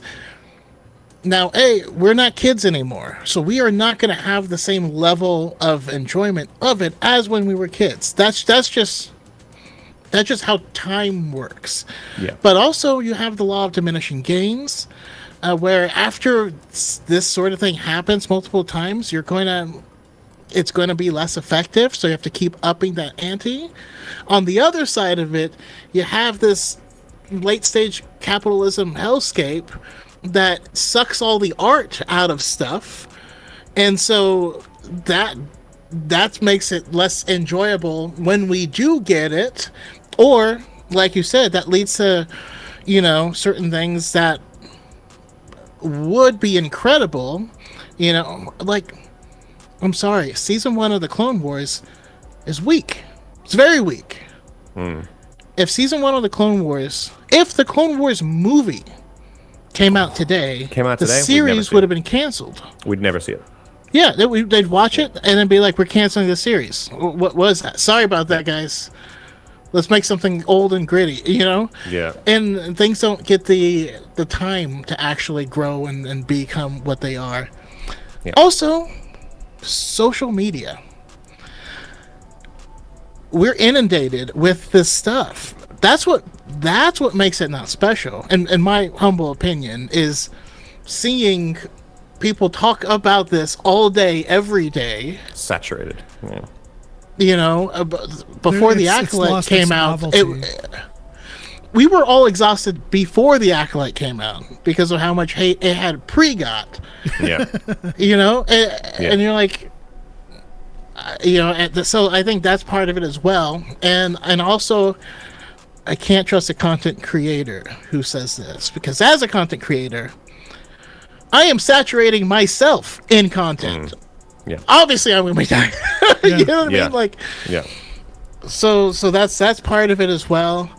But as a side note, when it comes to like whether or not Star Wars is dying or the industry is dying or something like that, Star Wars is dead, it fell off, yada yada. I actually get really happy when I find out that the person who says this is, pro the fascism that we're currently sliding into. Because good, you are not supposed to like it. There you go. there's the door. It's like, oh, if Uncle Owen and Aunt Brew had just complied, they would have been disintegrated. But that's honestly how I feel. Like, yes, I'll hear people like, it could have made more money if they made stuff for this group, and you're like, Star Wars was always anti this, so I would rather see it die than that become that. Absolutely. There's also a whole host of like multiplicative factors that change inexorably how movies do today. Now obviously we have Super Mario Galaxy and like all like these outliers, or at least the exceptions to the case, but let's see. Darren says last complaint he has is more of a complaint of the existence of the internet, and that's like the main thing. It's a compounding factor, right? Because things change as the world changes, right? Trailers used to be trailers because they trailed the movie. They no longer trail the movie. They're previews now, and they release on YouTube. Can we still call them trailers? Yes, because colloquially that's what they have been accepted as. But with the existence of the internet, with the existence of streaming platforms, there is now more confidence that you can eventually see this movie. And if you're surrounded in an economy that's crushing you, and you have to make this visit to the theater an active choice with your family, we can only go once. So choose a movie. Then that's what you're going to make, and be like, for example, Mandalorian Grogu is going to come out on Disney Plus. Let's just watch it, right? And so back then, even with the sequel era making billions, we didn't have Disney Plus. We didn't have the promise of them coming to a streaming service. You either had to wait for at-home digital or VODs, and you still had to pay for it then, right? And so there's this like mentality happening nowadays. I have Apple TV, I have HBO Max, I have all these streamings. That movie's gonna eventually find its way onto my streaming TV, right? So do I need to see it? I don't know. And again, with the economy crushing you, you have to make that choice, because nobody, like, I have A-list. I don't even see 3 movies a week, and I can. You would see 3 movies? Who sees 3 movies a week? Well, that's he has A-list, so it's a subscription, so he can just go without paying. Okay. So okay. I was going to say, like, who can afford to see 3 movies a week? Good Lord. I should be. But that's a great point. Like, back in like 90s and 2000s, even 2010s, cost of living was actually a lot more affordable, and so the amount of excess money was a lot higher. And then if you have a family of 5, one movie trip is it's a lot of freaking money. You know what I mean? Yeah. So that makes it's sad, but it makes sense. But also the progression of technology, where we have once upon a time, like the reason Superman is so big was because of radio. And the whole family would sit around the radio, and you would hear your Superman stories and all this stuff. Those were events. Would that be an event now? No. Who listens to radio? Yeah, we have to create our own events. Well, and also speaking of technology, my setup here is sick. I agree.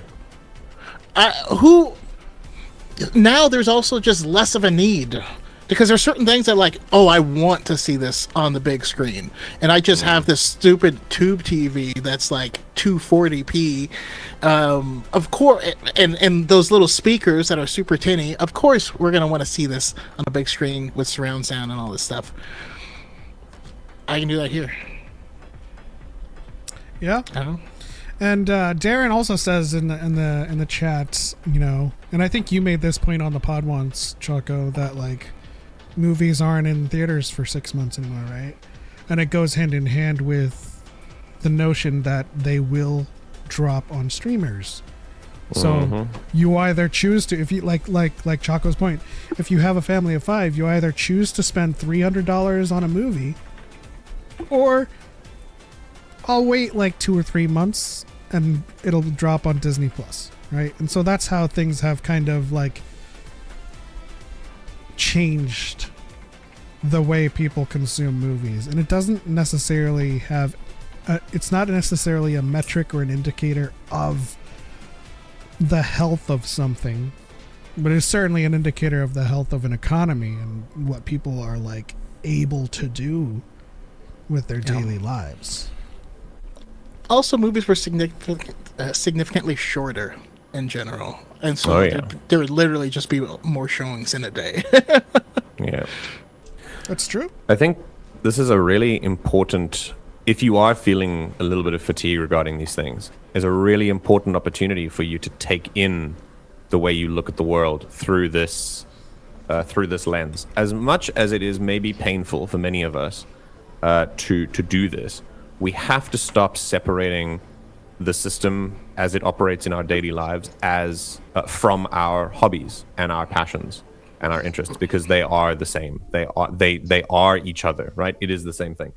And the fact that now, as I said before, the fact that now we are starting to see more and more our fatigue is as a result of that infection, and that it can't be papered over anymore. We are starting to see the cracks. And that's a great opportunity for you, everyone, to really think about why and what you can do about it. And I've always thought of the system as the current capitalist system, of course, as BB-8 in the opening scenes of The Last Jedi, frantically repairing Poe's ship instead of the ship just... Yeah, and it eventually just needs to headbutt it. Now, obviously, if you were to extend the analogy, we need a new ship. But as we're operating now, the system creates its own problems that then it frantically tries to fix instead of taking a step back and redoing everything, which of course it won't do because that's not in its best interest. So instead, it will like rapidly try to patch over the cracks using the same problematic things that created the problems in the first place, which will create more problems. That's why we see this acceleration period now, and it's not going to stop unless something breaks. I do have a hot take in relation to all of the points we've been making. I actually think we there's not enough Star Wars. because 100 Star Wars a day. Let's go. No. I'm relating this to our notion of like what Choco said. We create our fatigue as content creators. That's true. Yeah, absolutely. But in the landscape of social media, our half of the, or maybe even 80% of the fatigue is just seeing all the shit that's out there. Yeah. Like, absolutely. We just saw Mandalorian and Grogu, and like, that's our first movie since 2018. And we've had shows, and like these miniseries here and there. That's not a lot of Star Wars. But like the amount of discussion and discourse that we, as chronically online generations. Absolutely. We are fatigued of our immersion in it. Yeah. I find I was actually a lot more excited for Mandalorian and Grogu. I had a good time with it because I very specifically... I think it didn't start with Mandalorian and Grogu. I think it stopped with the Acolyte, I'll tell you that much. But I stopped engaging more actively in online spaces about it unless I knew that what I was doing was a positive contribution, or that I would, be with some friends, or that I'd make a comment under a video that I liked a lot or whatever. Just very rare engagement. And anything other than that, I just slowly started to pull back. I didn't ignore it completely, but I pulled back. And funny thing, I started to enjoy things more, and you start looking forward to things more. You really have to draw boundaries because that was my experience. Yeah, it's not things are not going to draw boundaries for you. You have to be the ones to draw the boundaries. You have to say, is my fatigue partially as a result of factors outside of my control, and partially as a result of me being pulled into this this social world where I feel like I must contribute my opinion on everything all of the time, all at once, and that's fatiguing on its own. Case in point, every time we get a new Star Wars, we have an entire episode where we start listing off things that we would also like. So we get like Ahsoka, and we're like, oh man, we would love a Luke Skywalker TV show or another Star Wars animation. Like, we are actively like grasping for more stuff as more stuff comes out. So I definitely think that it's a factor that we create it. And it's only June. There's only one other Star Wars project video-wise that we'll have, which is the Ninth Jedi series, and then 2 video games in the fall, and that's going to be it. So there's only really like 6 or 7 projects this year of Star Wars, and people say that's too much. I don't agree with that in the slightest. And you can pace yourself, because I don't know about you guys, because I'm on a different political spectrum than most people. So I see what you guys are seeing, but tenfold from former friends and from people I say, hey, you didn't used to be like this. How come you're suddenly drifting this far away? How come you're like, what you guys are doing? You don't agree with it, but you're actively engaging and you're pushing for it. And then you end up losing what you claim to like, because you keep saying, oh, Star Wars is dead every year. And then Andor comes out. And then, oh, Star Wars is back, better than ever. And then a few weeks later, oh, Star Wars is dead again. But then they announce the Darth Maul show. And then on and on. I've never gotten fatigue from that, at least from people that I used to value, but I no longer value, because it's like, you chose to chase money, you chose to push lies, and you chose to ruin what you think was good. I have never done that. I can still enjoy it regardless of what you people say. And I think a lot of people don't have that mental fortitude. So they have to back off. They have to disengage, especially this goes out to all the people of color who are actively harassed and stalked online because they like the Acolyte or they like Obi-Wan Kenobi and stuff. I understand most people cannot handle that level of stress, but I've also been in there and like former friends turn against you, and it's like, oh, so this is how it's going to be. I'm going to just block you off completely. I don't even actually block anyone. They ended up blocking me because I keep pointing them to like, hey, no, this is actually what's happened. This is why you're dumb. This is why the statistic's wrong. Oh, so you think this about me. Okay, what about this, this, and this that you've done? How are you engaging in this behavior? How does that make you any different? And then you just push back against them. And then eventually you'll either see the point or they'll just have to voluntarily disassociate because they realize, oh, I'm the one that's changed, not you. Star Wars hasn't changed, I've changed. And if they get to that point, they either finally realize, oh, I need a change and stop being like this, or they'll leave the fandom completely, and it's better for the other people who would like to engage again. Because the amount of people... Okay, yeah, that's actually funny. But no, like, I do feel like a lot of the fatigue is valid, but I also feel like it is... People need to, I like the phrase, calibrate your enthusiasm. Not every project is going to be Andor. Not every project is going to be Jedi Adventures. Not every project is going to be as bad as, like, say, the Holiday Special. Not every project is going to be as good as Empire Strikes Back. We can enjoy different things at different levels. I think Denzel Green basically said that Star Wars is not as good as we think it is. I think most of us who've rewatched the prequels, rewatched the original trilogies, nostalgia is ruining Star Wars for a lot of people. If you actually are honest, you can enjoy it at this level, The actual movie is probably a little bit lower. That's where your binge points would be. Did I have fun with The Mandalorian and Grogu? Absolutely. Am I going to see it again this weekend? Most likely. Is it the best Star Wars? Probably not. But I would argue it's better than what most people will think of it because they don't want to see the good in it. They have to say, oh, this isn't do it for me, therefore I hate it. Like some of the comments that I keep seeing, oh, it's too gray. Oh, there's no character development. It just slows down and comes to a halt. It's like, no. Actually watch the movie, calibrate your enthusiasm, and learn to enjoy it. If you don't enjoy it after that, that's fine. Just don't lie to people and say it's the worst thing ever. And I think that'll end up irking me the most when people have to lie to spell their disappointment. They can't say, "Oh, I've grown older. This doesn't do it for me anymore." They have to say, "Oh, Star Wars is bad, therefore you shouldn't enjoy it at all." And that's where I have my biggest disagreement, and that's where the fatigue comes from. Because my friends will come and say, "Oh, I didn't go see the new Star Wars yet. Is it any good? Because I've heard XXX about it." It's like, you guys know that I'm part of a Star Wars convention. You know I'm regularly on these streams and talking with actual Star Wars fans. Why am I the last person you talk to about the movie, but you listen to random people on the internet? It's like, that's just like, oh, so many voices, and no one's actually listening to the people who actually care, who are actually involved, who actually understand, hey, this is why something's good, this is why something's bad. It's okay to not enjoy everything, but please look at who you're listening to. Like, I don't know, it was Grace Randolph that said that Grogu didn't do anything in the movie, and it's like, how do you even come to that conclusion?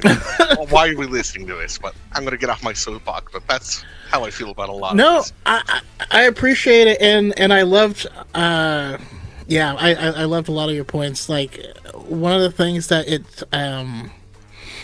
you know what?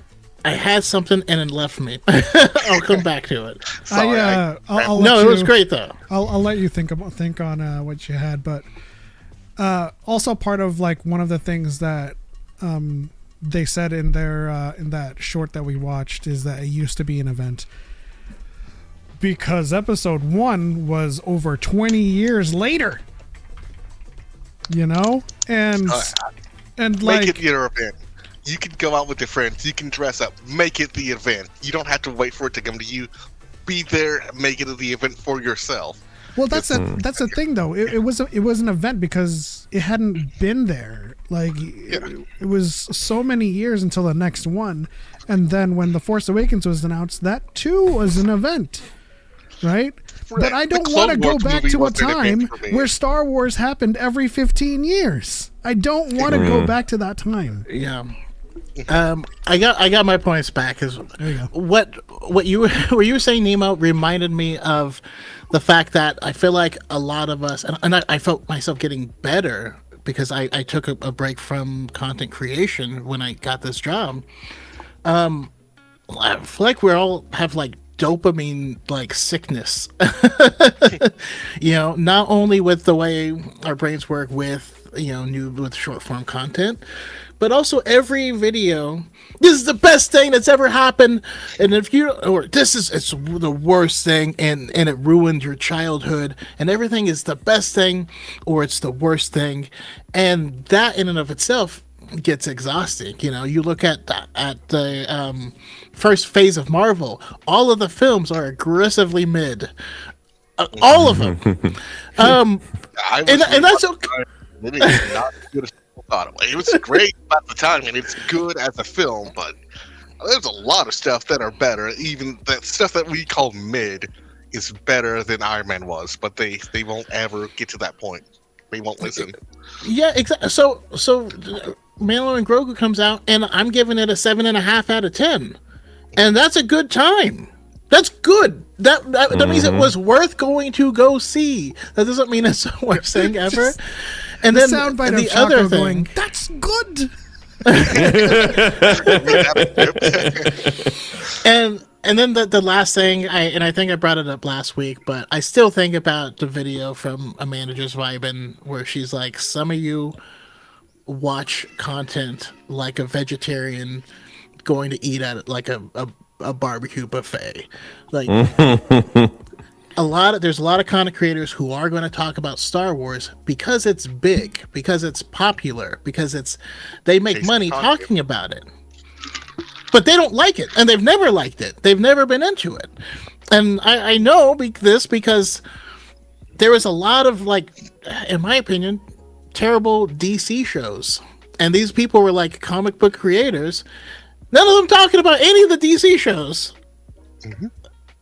I didn't hear anyone talk about Titans while it was going on. Oh, do not get me. You mentioned that before. I talked about Sinners. Titans. But at the same time, they're all talking about, and so that's the other thing. It's people who don't like this thing, but they have to be part of the conversation, and so that also is just tiring. Yeah, which is why we don't see a lot of content of movies that are actually good. Right? And if it is, they do it in the most racist way possible. Because, like you mentioned, Sinners. Oh, you can't. If someone says, "Oh, Sinners is bad because there are no good white people in it," it's like, whose fault is that? Like, it's the time period. Whose fault is that?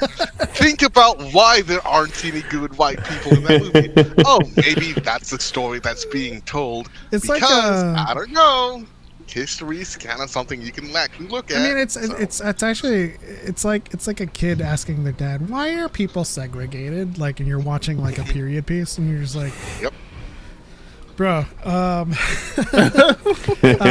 So Hammy D Man on TikTok said, "I don't think Star Wars resonates with kids like it did in previous generations." And to that I say, how do you know? You're not a kid. I can't speak for kids. I know that when we go to Galaxy's Edge, there's a whole freaking swarm of kids enjoying the crap out of themselves. Who am I to say it doesn't resonate with them, you know? I actually see, feels weird to say this, I see a bunch of kids on a daily basis. But I'm a daycare teacher. Only I can say that, all right? If I'm involved in, I'm not even going to say, but no. Hanging out with kids. I work at schools. I have friends that are younger. I do a lot of stuff for the church, so I'm naturally the guy that, like, oh, hey, we'll go hang out with Nemo because, you know, the parents don't want their kids around. Let's go watch a movie with him, that type of stuff. So, yeah. I will say, when it comes to, like, Fortnite, people hate that they put stuff in it. Fortnite's a great way to introduce people to Star Wars. I think we have to get out of the notion that the only way to watch Star Wars is 4, 5, or 6, or 1, 2, 3. Like, I hate to break it to you, but The Mandalorian and Grogu is going to be the #1 way people get introduced to Star Wars in the year 2026 because of how cute Grogu is.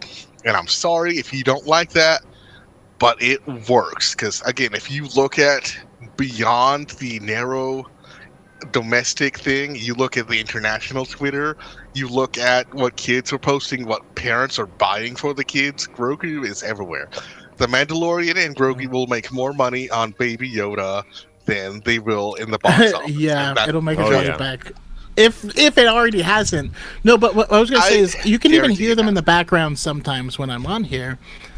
There's probably like 20 little girls running around in this courtyard to my left, like for most of the time, and sometimes they're playing Star Wars. I actually went down and I gave some of like my lightsabers and stuff to some of these kids, and then they're like running around. I have all these extra toys and stuff that have been sent, and I don't know. It's just really.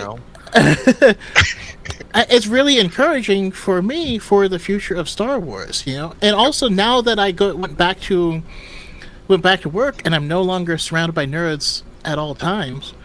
It's a good thing. It's interesting because I'm talking to people, and all of their kids are into it, you know. Buddy next to me, Diego, he just went up to Galaxy's Edge so that his little boy and his little girl could make their own lightsabers for the first time. And you know, another friend has a daughter named Saber, which is a really cool name. That slaps. I gotta steal that one because it reminds me of Fate Stay as well. That's where my mind goes first as well. But yeah, I actually think it's slapping real hard with kids. But when I grew up, I thought I was the only person that enjoyed the prequels. I thought everyone on Earth hated them because if I brought it up, I got smashed to pieces. Yeah, I think it's that weird thing where when we were younger, Star Wars was always popular but niche. Like, you watch Star Wars, but no one likes Star Wars to the degree we do. No one was going to be a lore master. No one was going to have these collections, and if you did, you were a nerd. You were a geek. I was a lore master back then too. I just didn't make content. Oh yeah, yeah. Leading the expanded universe, you were weird for that. Like, if you knew anything beyond the movies. In fact, if you even knew basic stuff about the movies, because most people just saw it one time, you see it 3 or 4 or 5 times, you're already like obsessed with it. But no, I think we've gone from niche, like the actual like lore stuff, the actual like quote fans. Bullied for liking something, and then by the time you get to The Force Awakens, it's an event thing, so everyone's watching it. Star Wars is cool to liking, and everyone likes it. And then it starts to dwindle after COVID, and then suddenly you're wrong for liking Star Wars because it comes from Disney, and it's like, why are we trying to go back to where it was? I don't think I kind of really I do want to hit Ed's comment in the chat, and I was curious if you guys think calling a movie fun is reductive to film analysis. No, if the point of it is to be fun, it should be fun. It's already a reductive. It's already a reductive term to describe a movie, but that's not how we're describing the whole movie. They said you can have bad fun movies, though. Scary Movie 6 was fun, but it's a horrible movie. I mean, we enjoy Fast and Furious. They're horrible movies too, and they're fun. But we, like The Mandalorian and Grogu, for all intents and purposes, we say is a fun movie, but we can go further and go into detail. And it is a lot better than, I dare I say, half of the Star Wars movies that exist. Which isn't saying much, because I don't think a lot of them are very good, but we enjoy them because it's Star Wars. Like, we can look past some of the negatives of the prequels and engage with the story. People aren't engaging, at least in some spaces, they're not engaging with the Mandalorian and Grogu as it is. So when they hear the word fun, they just think, oh, it's fun, therefore it's bad. It's like, oh no. It can be something more, and I still had fun with it. And that's where I think people don't want to actually acknowledge the film. This might sound insulting, but I don't think most people have the credentials to do film analysis, and should probably stick to saying if things are fun or not. This is why I said like microphones should come with a license. Can you fit this square peg into the circle? Speaking of which, MJ, I am going to need to get your Star Wars ranking of the films. Oh no! If you wouldn't mind ranking them, and like you can type them into the chat here. Oh my god, a tier list. That'd be great. But also, so I collate all of the guests, and so we have an official channel ranking. Okay. Favorites are hard for me, guys. I'll try my best though. but also to kind of like to kind of speak to the larger kind of broader picture of where, like, Nemo hit on it briefly about how Star Wars didn't change. You did. I really do think that starting with the sequel trilogy, Star Wars didn't really do much in terms of change, but rather we went through the great shift politically, and it became a lot more lucrative, and it became a lot more I suppose satisfying in terms of views and clicks to start hating on things. Rage bait was all of the rage, and so this stuff existed back then too. It was just relegated to forums which didn't monetize your posts. But now that your posts are monetized, then it's ever more encouraged. Or not encouraged, but it's ever more I suppose incentivized to do this kind of stuff. And so like I don't even think that Star Wars changed necessarily with the purchase of Disney. Obviously, they took it in a different direction than Lucas would have, even though that they largely kept intact a lot of his notes and outlines. I do think it's still Star Lucas was Wars. canceling the EU, and Lucas was hiring Kathleen Kennedy to run Star Wars. And he was actively at least a retconning year or two EU as well. beforehand. Yeah. And also, Mandalorian's got retconned every other week. I don't know why people acted like that was such a big deal, but no. We need tariffs. They couldn't finish the book series because it got retconned so hard. But Ed in the chat, sorry, I am not at all saying any of this as an insult to you. I'm just saying, I mean, I agree that just saying a movie was fun is reductive to film criticism. I just hear a lot of people critique things without understanding what they're critiquing, or they feel things without stopping and asking themselves why they're feeling it or what it was. Yeah, don't even get me started on people that say, oh, the CGI was bad. It's like, no, it wasn't. Like, you don't actually know what was CG or not. If half the time you thought it was a puppet, but it was CG, or you thought it was CG, but it was actually the puppet. Like, I agree. Like, people actually don't know what they're critiquing. They just repeat what they see online. And I know a lot of people blame CinemaSins. I don't blame CinemaSins because they know what they're doing most of the time. Sometimes they're wrong, and I think you're allowed to be wrong. But at least if you engage with them, because again, I used to talk with those guys. If you engage and ask them what they actually think, they know what they're talking about for the most part. Yeah, but they did popularize nitpicking. Oh yeah, I'm not.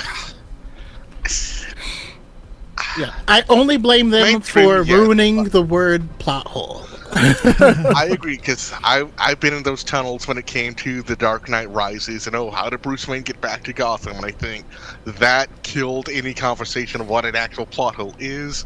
And then I think I mentioned it a few weeks ago, the term Mary Sue gets thrown out everywhere, and it's like, no, that is not film criticism. English has largely lost its luster, if it ever had any, but that's just me. Darren says, when I call a movie fun, it's because I had fun. I'm not offering a critique. If you think I'm being reductive, that's a you problem. Well, I mean, I just think, you know, necessarily there are times where we offer up our surface level impressions, and then there are times when we go deeper.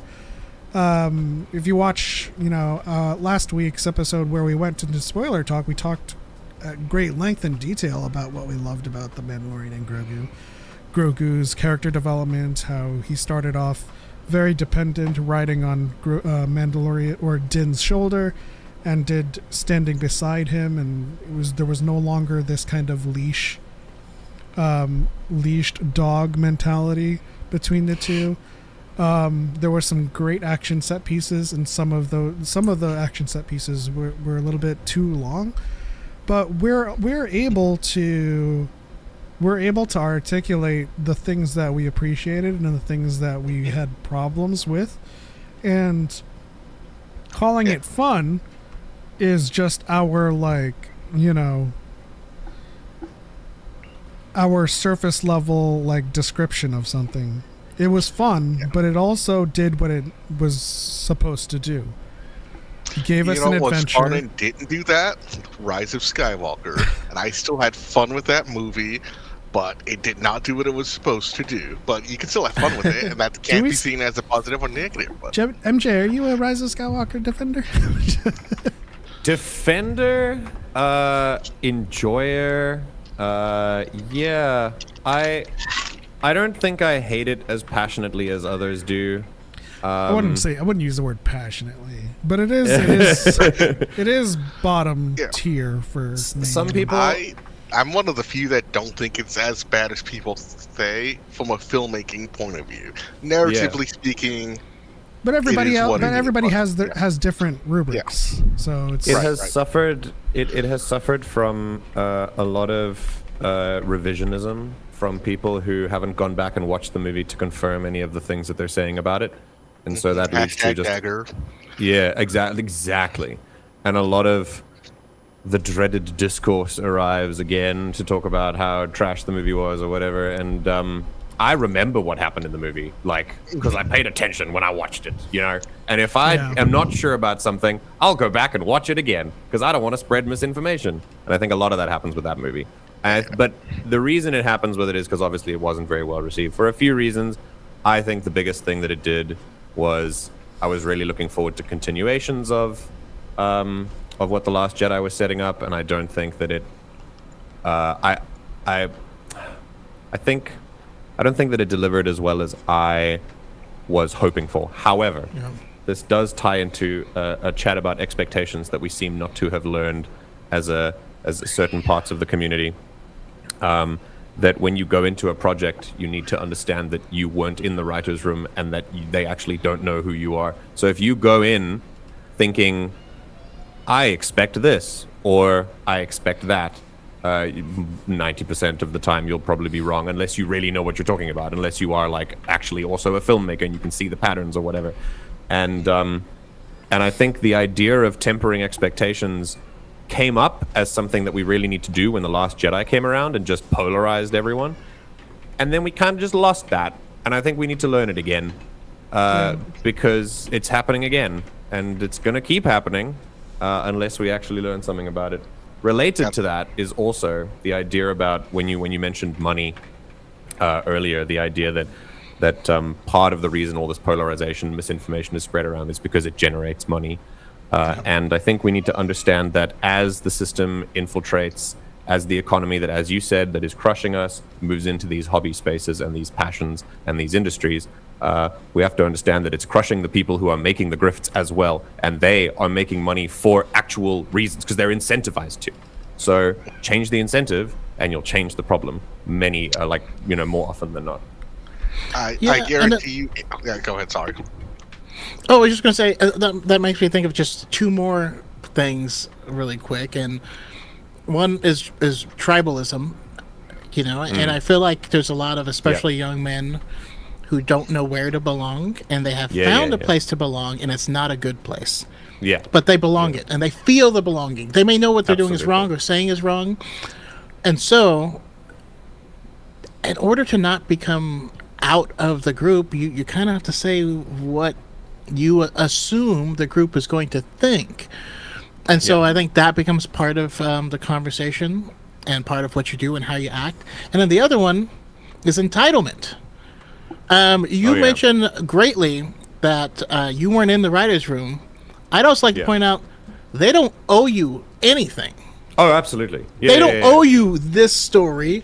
Oh, I wanted them to, Luke Skywalker should have been like this. And Mark Hamill is old. And Harrison Ford is old as balls. Carrie Fisher. Carrie Fisher can't do force flips in space, my guy. Yeah. They're going to have to attach cables to her. It's fine. You weren't getting that. You weren't getting Heir to the Empire. That's why I say some of my critiques, if this happened, it would add to it. But since it didn't happen, I'm not going to take away from it. Yep. That's another problem, too, is a lot of people think the characters are watching along with them. You know how, we used to, be okay with shouting at the screen at scary movies, don't run upstairs, but, nowadays you would just stare at the movie theater, you're like, this movie sucks. Why would they run upstairs when they're being chased? Plot hole. Yeah. It's really a plot hole. Funny story about that when it comes to, editing and stuff, one of the short films they did, we screen at festivals and stuff. I got a reaction from people they're being chased on the highway, and they leave, they go a direction, trying to find shelter. Everyone was yelling. I was not expecting, oh, they're engaged. This is a good thing. And then when we had a question and answer and stuff afterwards, they were asking, oh, why didn't they do this? How come they didn't go to this place? And it's oh, they actually engaged with it and they liked it. That's why they were antsy. That's why they were upset when people didn't do something. That is completely different than nowadays, where it's oh, they didn't do what I thought they should do. This character is dumb. I hate this movie. It's oh, wait, like you mentioned before, that cultural shift of, oh, we can engage with a character doing something that we didn't think they should do, but we don't hate that person for not making a good decision. We actually are engaged because of that. That's not happening anymore. It's the moment someone does anything where you like, oh, I would have done something differently. Therefore, this character is dumb. This writing is awful. It's like We used to love to And- hate Joffrey, and- but now we actively hate Joffrey actors. You know, like Yeah. I will say, as a black man, and Nemo, you could probably relate. That was never a problem because we watch horror movies, yeah, we are. and I'm like, I would not go. Why are you checking that out? Just go home. I started playing. I started playing Resident Evil 2. Yep. And it starts, and you run. He's going to work, and there's a zombie at a gas station. I quit. Yep. Like, I'm sorry. I tell this story all the time of one of my favorite streamers, I'm Maverick. He's black, and one of his famous reactions to Outlast was when, like, in the beginning of the game, when you're driving up to the asylum and he sees the asylum and he says, "My black ass would turn around. Game over. Roll credits." I think one of my favorite, like, I'm relating to that. My favorite, like, TikToker, like, he plays a lot of horror games, and he has the quickest escape time to complete. Yeah. Like, as soon as anything happens, So like, funny. 0.2 seconds, the entire game is shut out, and that's when the video ends. And it's like, you know what? That is such a black experience. The moment So anything funny. scary happens, we immediately quit and leave. So it's like, that's how it should be, but. No, but look. Oh, there's a sound in the basement? Yeah, we're just going to pave over that wall. What are you doing with those 2x4s? You'll see. Yeah, that's why, like, watching Backrooms was such a funny thing as a black man, watching a black man on screen investigate stuff, and it's like, yeah, this is written by a white guy. You can just tell. 'Cause there's He was adapted. oh, there's like a thing in the earth thing, and like, oh no, we are just leaving. Like, I'm selling the building. I don't need to deal with it. Like, you had me, but then you lost me. But I'm still gonna enjoy it because, like, okay, his character, he would investigate. He's trying to avoid paying the electricity bill, which I thought was a hilarious subplot in the movie. But yeah, like, no, like, black people, we wouldn't do that. We wouldn't investigate that. It's like, oh no, we're just out of there completely. So I do want to correct the record, though. Mandalorian and Grogu was written by Filoni and Favreau. it was another writer as well. I think it was 3 people, if I'm not mistaken. I have to go back and check. Heir to the Empire, I believe, is the one that Filoni is spearheading. It's full, yeah. Yeah, that one's on the back burner because they still have to make a few other projects before they get to that, right? If I'm not mistaken. They're trying to see what Ahsoka can be. You know what I mean? Like, oh yeah, they are. I mean, honestly, we also had things like, like we didn't mention today, but COVID and writer strikes and stuff like that happen in the middle, and so certain projects have to get changed or scrapped or reinvented and molded into something else. Or and certain actors not being involved anymore, for better or worse. Yeah. So something like Mandalorian and Grogu, where this may have just been an actual season 4, but writer strike happened. But now, before we can do, and it's a problem with having a cinematic universe. It's like, well, now before we can do this project, we need the universe to be here. So we have to get all of this out before we can start this. And see, and that's why I feel like people expecting Thrawn, expecting Ezra, and all that stuff. I understand from a cinematic universe perspective, but I'm also practical, and it's like, oh, this may be like 7 actors, half of them are directors.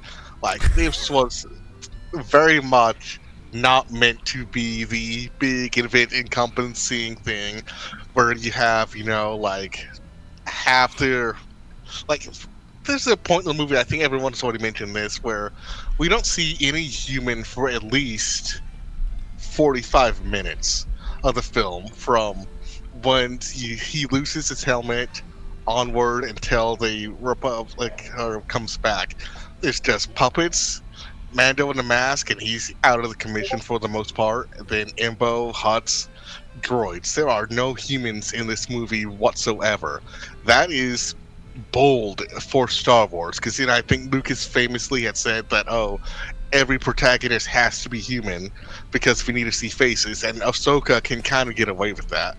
But this movie just decides, hey, let's make the puppet the main character for, a solid 15 minutes. Let's move away from the humans. And I think people aren't engaging with that to the same degree as they should, because that is easily the best part of the movie, where Grogu has to step up and he has to evolve, he has to change, he has to make decisions, he has to have He makes agency. Grogu's hut.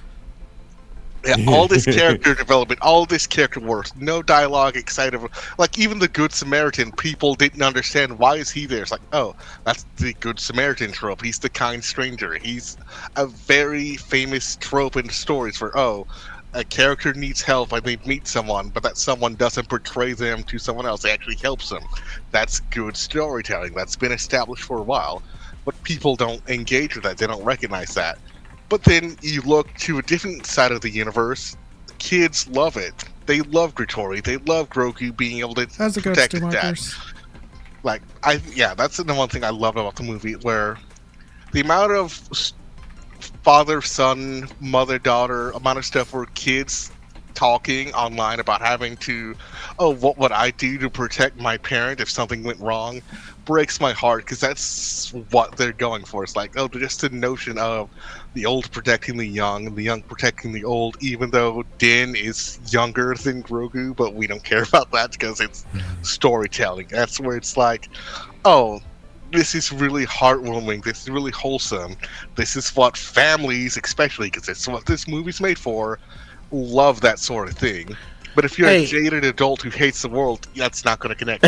Sorry, again, that's your fault, not the movie. But I digress. Listen, he's still a baby. He's an old ass baby. he's still He's like, but yeah, you got to meet the content. You're going to meet the content where you are. he's you like Terry focus in terms Crews' of character reality. in Friday After Next.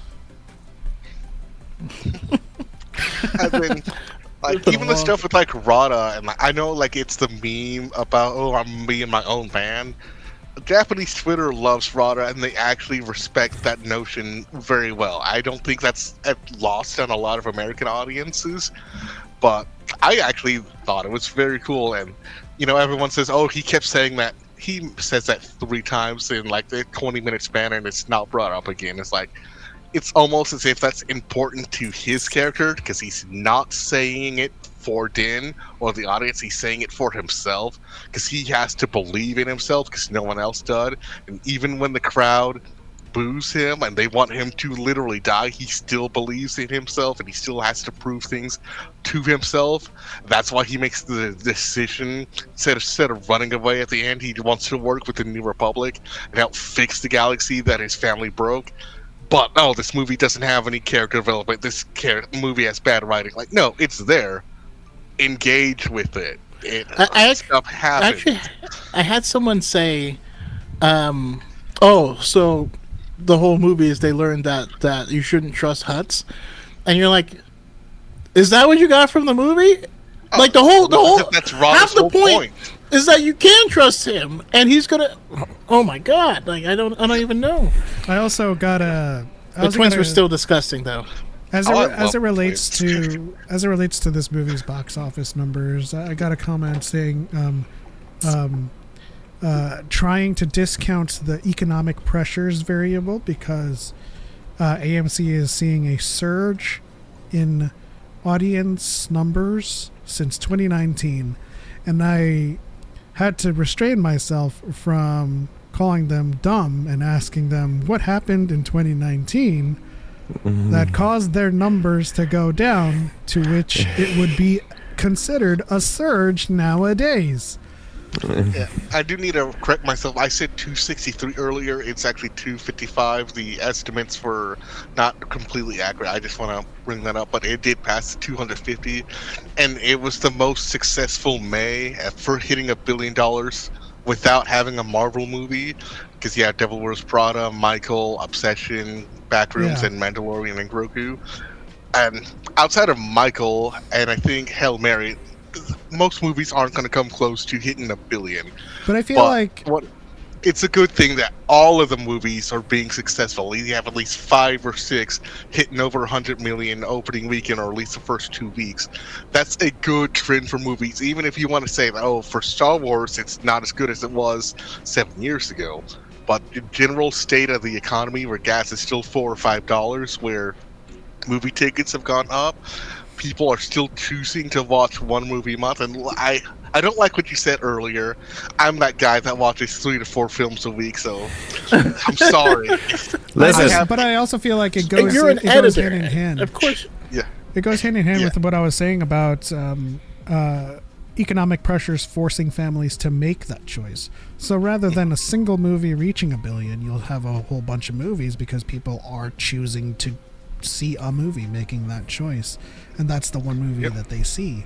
But I do want to point out to everyone that if your general movie going audience was at a 10 before 2019 and it went to 0 and it is now at a 3, yes, that would be your highest surge since 2019, but it is not at pre-pandemic level. I don't think anything is at pre-pandemic levels. It will never be that again. At a 7 out of 10. Okay. If we're going to go 10 out of 10. I think Toy Story will be big. I think Moana 2 will be big. And people will say, oh, they're bigger than Star Wars. It's like, yes, because they're Disney kids movies, and even though Toy Story 5 isn't justified in existing, people will go watch that because of the nostalgia, and kids will still enjoy that. Moana 2, not Moana 2, the live-action Moana may be hit and miss, but I see that trailer every time I go to the movie 4 times a week, and it always has a big reaction from the kids, and it's like, that's interesting. So maybe I'm just out of touch. Well, I mean, the fact that I see so many Minion stuff, I know I'm out of touch because I'm like, why? What is happening? But you also have to consider that there is a huge distinction between movies that kids can watch, Star Wars, and kids movies. Kids movies will always be successful somehow. Yeah, because every single kid will watch those movies, whereas at this particular juncture in time, the only kids that will relatively see Star Wars is kids that have fallen in love with Grogu or kids that have awesome parents that introduce them to Star Wars. And so, like, even then, you it's don't still need that. expensive because kids' tickets are still $10. Because I have friends that I said, hey, you should go take the kids to the movie, but there's like 4 of them, and that's if the mother doesn't go, and it's like, okay, that's still going to be $50, $60. If you go maybe in the morning, they can drop it down to $40, but that's still, everyone has to get snacks. You have to still drive there. Oh, if one kid is upset, you have to leave, but you can't leave one kid and leave the other ones in theater, so you have to bring all of them with you, yada yada yada. It's still a hassle for parents to go watch a movie. So again, it's not the end of the world if Star Wars doesn't make $1 bajillion. Because again, they are still it's gonna hit #1 on Disney Plus as soon as it drops, and it's gonna stay #1 for like a month because everyone's who missed out will watch it later, and then that justifies making another season or making another movie because it's cheaper to make these movies, and if people are gonna engage with Disney Plus, because we've seen The Mandalorian top 10 the last 2 months because everyone's starting to rewatch it before the movie, and then people after seeing the movie had now went back and binged the entire series. So even if monetarily we may not see it as big of a success as other movies, every other metric, it's a huge success for Disney, pending what their level of standards would be, because again, Disney has weird expectations. So that's the point I'm trying to make. There's a distinction between movies that kids can watch and kids movies, right? You don't need to be any type of fan to go with your parents to watch Toy Story. You don't need any type of fan to watch Minions because they're just cute Minions. They're cute guys who just watch the movies. That's why I said, like, you'd have to have awesome parents. Lucasfilm, if you're watching, make an Anzelans movie. Just Anzelans. All in the I will go sandbox. broke. Rada the Hutt and Grogu anime. Make that, and I would be so happy. That's another thing. Again, are we really fatigued? No, we're just wanting more and more Star Wars. We're pitching it yet again. And we're gonna continue to pitch the animated Luke Skywalker show because we want that as well. But yeah, I think we should probably start doing last thoughts. I don't think anyone is ready for a sort of what is the word, a real kind of take on what Luke Skywalker is, not as a legend but as a man.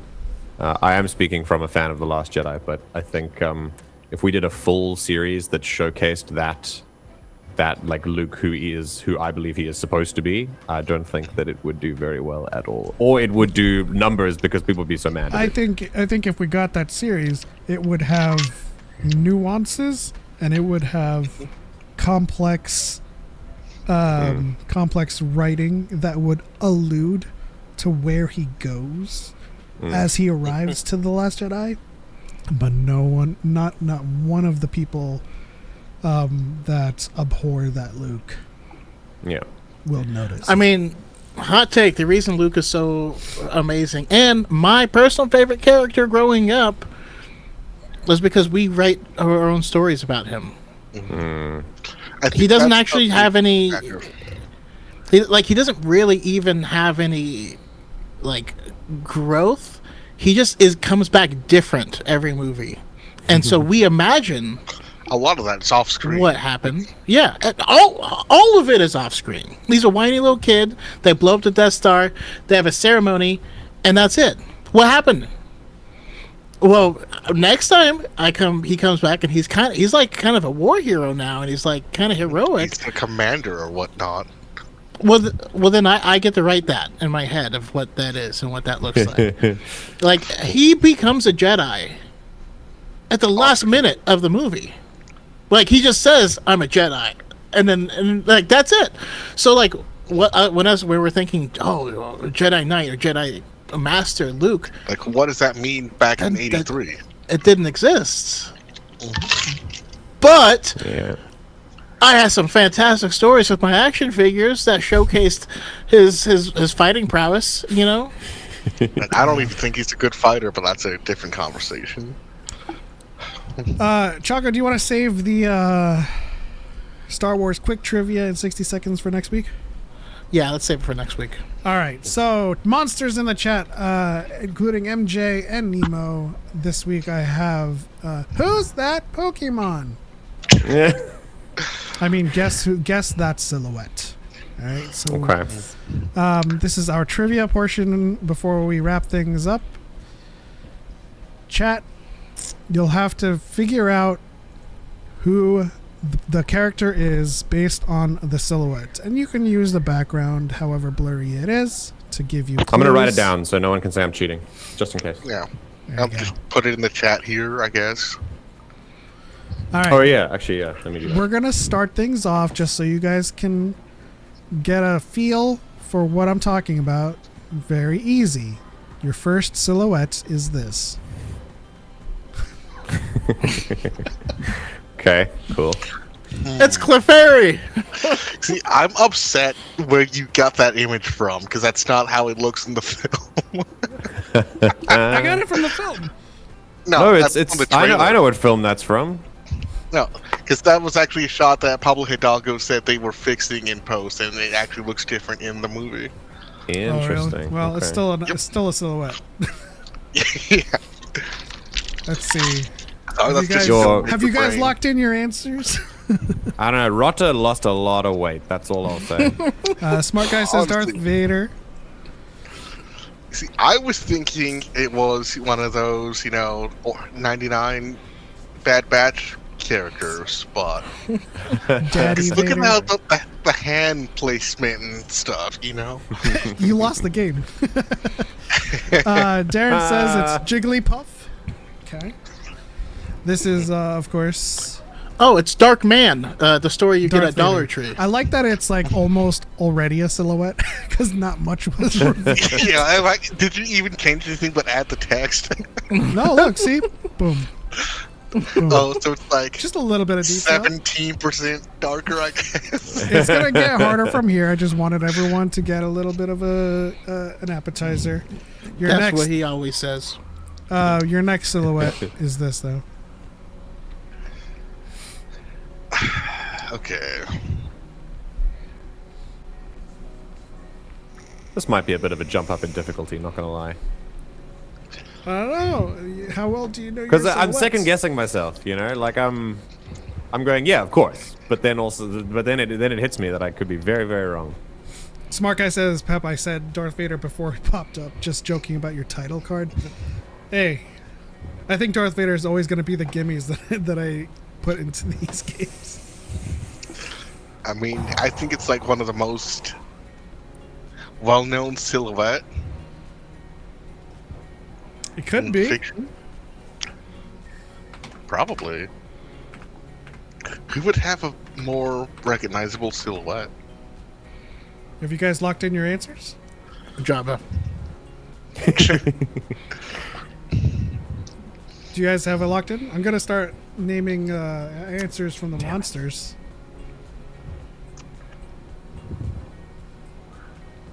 What's your guess, Choco? Like real guess? For this? Yeah. Boba Fett. MJ. Yeah, same. Nemo. I'm not sure it's Boba. Shit! I want to. No! I think it might. Oh, I think Nemo might be right. I'm gonna lock in my answer anyway, but I'll. Yeah. Yeah. I don't know. What do you say, Nemo? The sheriff, cop fans. Yeah, cop van. We have some Leia on Endor. We have a Boba. We have a Cobb Vanth in the chat as well. It is actually Boba Fett. Hey! All right. He doesn't have the antenna Yeah, I because wasn't it's sure. down. I was looking at the neck The with the fat. scarf as like, Yeah, I thought it was- backpack yeah, is yeah, jets. because that's the scarf on the neck was how Cop Vance had it for certain Yeah, scenes, yeah. but yeah, but it is the same armor, so it's it is what it is. So. I cheated because I could see. Well, first I was like, "Is that a rhino in the background?" Oh no, that's a rock. Okay, then this is specifically from Mando, season 2. That's Darren- what made me second guess because I thought it was, but I wondered if the backgrounds were different from the actual silhouette, just for just for fun. See, I didn't know if you were like picking a background and you putting Yeah. someone there No, just no, to no. throw people So off. all of these are scenes Okay. that Okay. I've just silhouetted the character out. Okay. That's why I said you can use the background if you. you want, if you're that good. Right. Darren said I was It going to actually say makes it Din easy. because of the cape That good. folds, but the helmet is wrong. All right, your next silhouette. Oh, yeah. Instantly.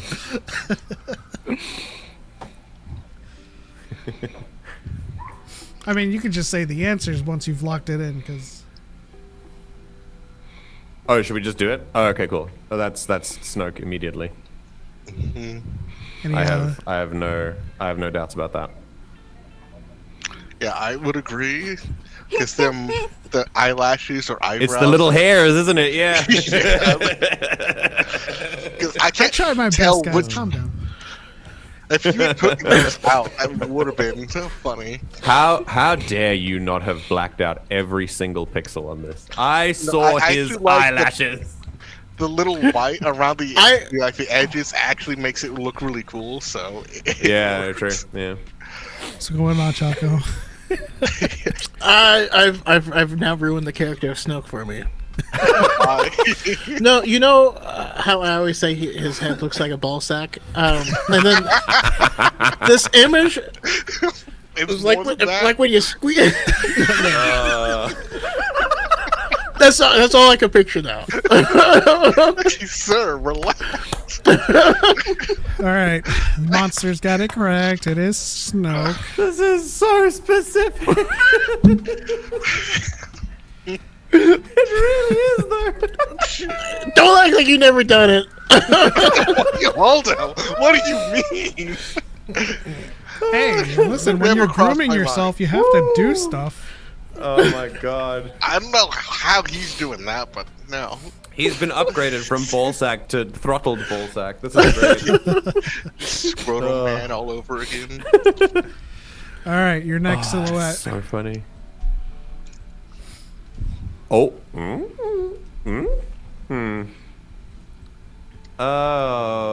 This one is a bit Probably Star Wars wifey number 5. if it is, is that? Should we just say our ideas? Because I don't want to infect the chat with possible. But it's okay. No one can listen Chat's to me gonna anyway. give their answers regardless. Fair. I think this is Fennec Shand, but I could be. That's what I put. Yeah. But it could also be Bodhi Rook somehow. I don't know. The background looks like Rogue One, doesn't it? Yeah. Yeah. I'm Are either these- thinking is this all live action or is there some like animation in There's it some as animation. well? Oh, if there's Oh god. Okay. Yeah, 'cause that's This what's doesn't. throwing me off. The background doesn't look. I'm convinced this is a live action, but what's Nathan CT said Bodhi. It could be the jungle could be a beach. It could be Rogue One, but it could be Fennec from season 2 of Mando, where they go onto the. Yeah. It's where the prison is, right? Or it's where the Imperial camp is, and they they have to infiltrate. There's a brief moment there. I saw the think image and I was like, Fennec Shand wasn't in Rogue One. Yeah, exactly. Yeah. No, but there's that scene where she basically just runs Overwatch and does Yeah, nothing with else. Kara, I believe. Yeah. It's the hair Hey. that's throwing me off. I'm gonna say Fennec. I'm gonna lock in Fennec. I agree it's It's either that or maybe in the off chance it's like, I don't know. Spooky Kitty said Andor, and now I can't unsee it. Oh, like, as in Cassian? Okay. Yeah. I see it. I see it. It's. I don't know if Cassian has ever had hair that wild to have like a stray hair go that far out of his face. I don't know. Yeah. Maybe. Jump scare. Yeah, I was like, wait, what's going on with my screen? This is where my brain locking in is playing Fennec. tricks on me. So yeah, I'm gonna just stick with that and agree with the rest of the people. Yeah. All right. This is Fennec Shand. Let's go! Yeah. I'm a real fan. This is, of course, the scene of them on Morag. Yeah, this is the Mandalorian. Yeah. And She's so cool. Cassian. shout out to Ming-Na for getting her star on the Walk of Fame. Oh yeah. Oh, Well she did. deserved. Sick. Well deserved. Yeah, she did. And I think Keith David got his as well recently, if I'm not mistaken. Amazing. That's awesome. What a legend. All right, your next silhouette. Rota. Okay, cool. Daddy. Wait, what? See, it annoys me that there's like this little white thing in Yeah. his arm. Listen. It's like, That's throwing me off, you know. it's like, I don't know. This could be Zero. I mean, but I don't know. I could use AI if you want me to. No, just take the Is that 2 Mario? seconds and Is just Mario here? delete that.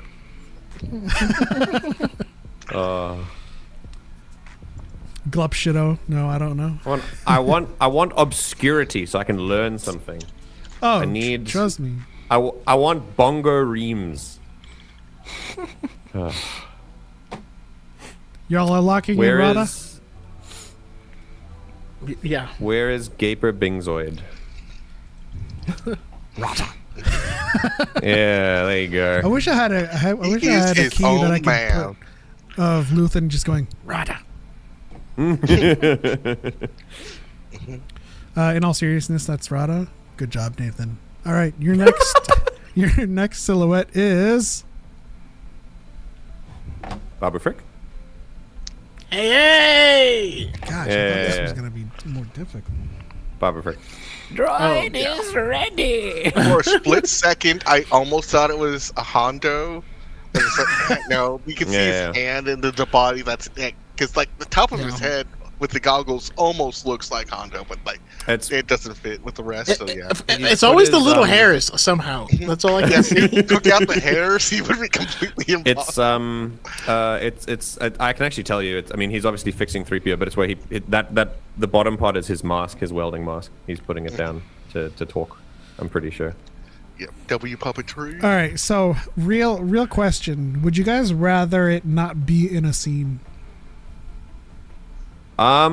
Just a black or a white background with I'll say personally, the scene makes it easier to me because I do remember the whole screen at once. Gray out the background, maybe, because the colors do influence.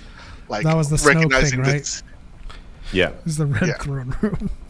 Yeah. So Snoke, the background was a giveaway because it was the red. The that like narrows it down to like a film or a TV series. Yeah, so then you have to assume, okay, which character matches in this sequence. So maybe I would do maybe no background, and then like phase 2 is add a background, and then reveal. Oh, maybe. Yeah, that might be cool. Yeah, I think that'd be great. Okay. And just get rid of the hairs because that's a dead giveaway. That's part of the silhouette. No, it's true. It's true, but like also hairs tell me like where the certain features are. It's like you can tell it's one of the Babu freaks. Babu. Yes, this is Babu. Hell yeah. Hey. All right. Hey. Let's see if anyone else this that is every any Anzellan more. sounds the same, or is that just me? What's up?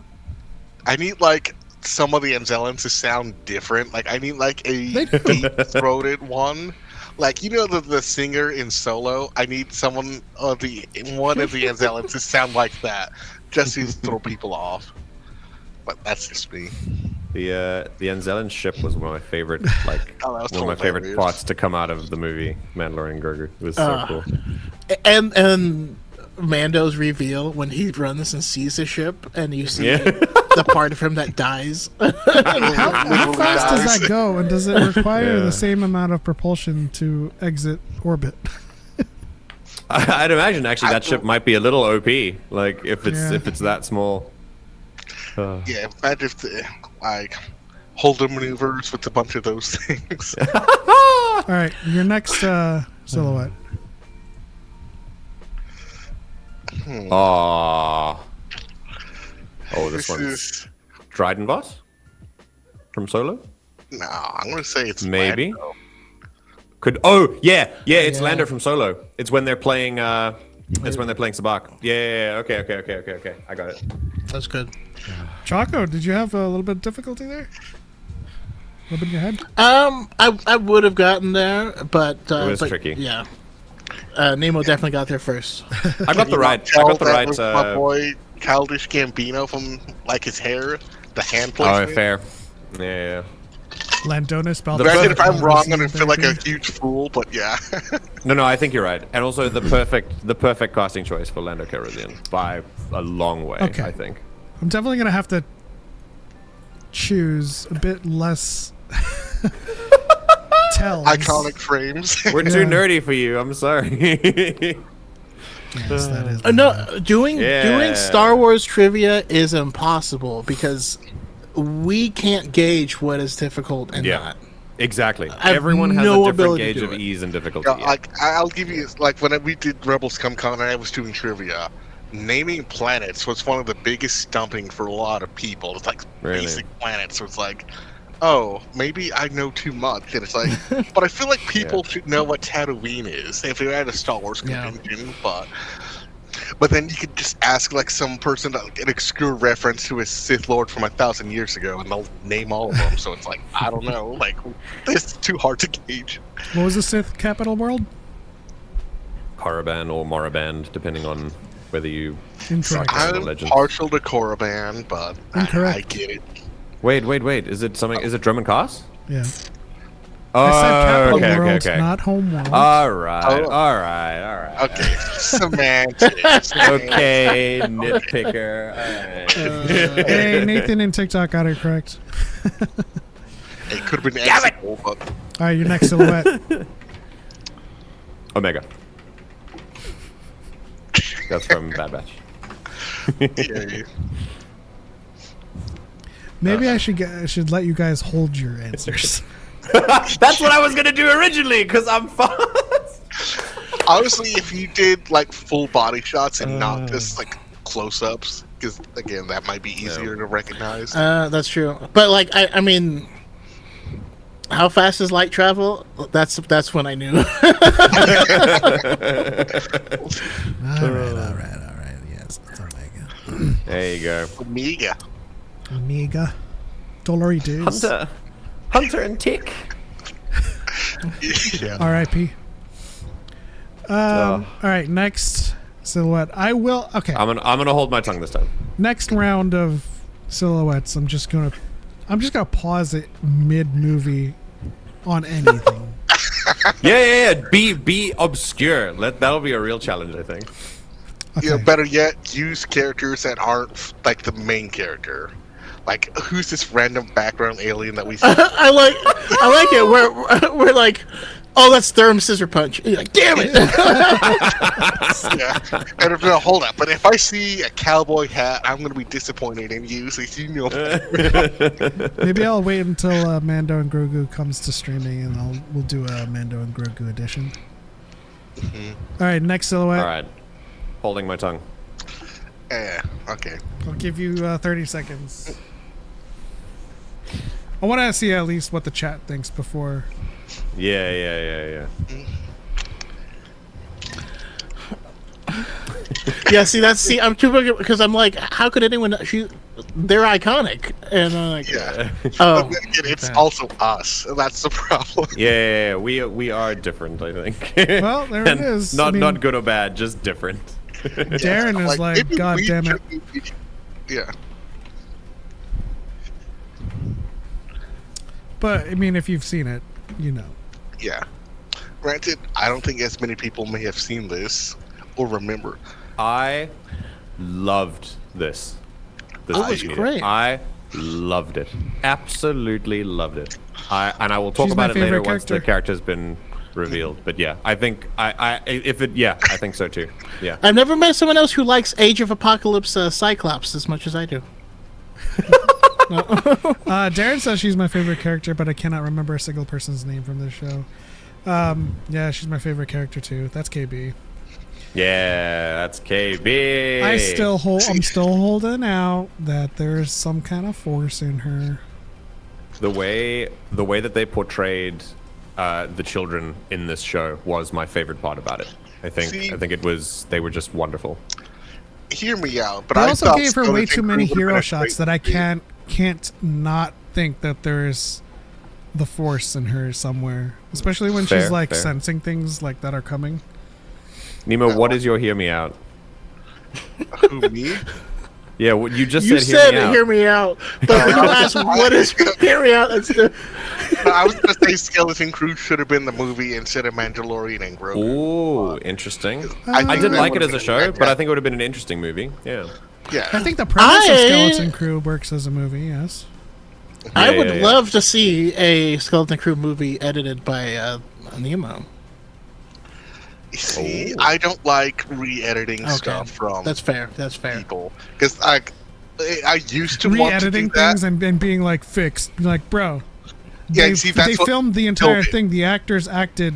Everything was done for you. What are you talking about? Yeah, see, that's why I don't like it. Like, I understand, like, Okay. Yeah. No, I get like that. shorter movies, you don't want to watch the entire season, but like people saying, "Oh, I fixed Star Wars," and they just removed the black people. It's like, yeah, no, I don't want to be any part of that sort of stuff. I don't want. Nathan asks, "Is KB like But if you ask Lobot?" me to- So KB has like I forget what they called it, a condition that she relies on the augments.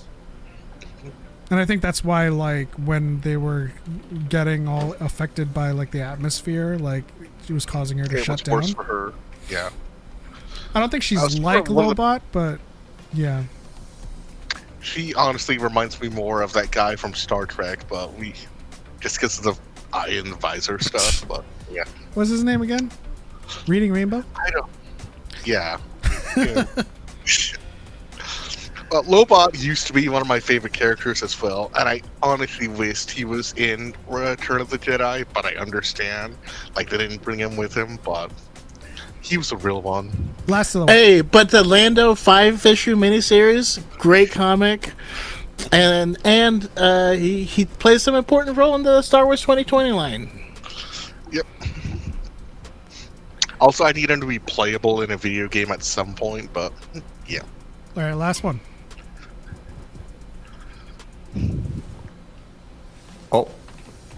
Oh, yeah, I know what that is. Yeah, I had like 5 things flash in my head, but it's like, it's Element. We know who it is. So. Yeah. What does that say? Hey, there's characters that you love, and you may lean towards them. And, like, As we've already seen here. I do not love Snoke. He's a great villain.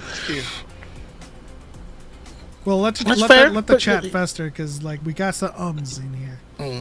Yeah, no, I know. This one can actually be difficult if, because that silhouette is very similar to a lot of characters. Yeah. Which is why I was Owen so many Frita. in my head.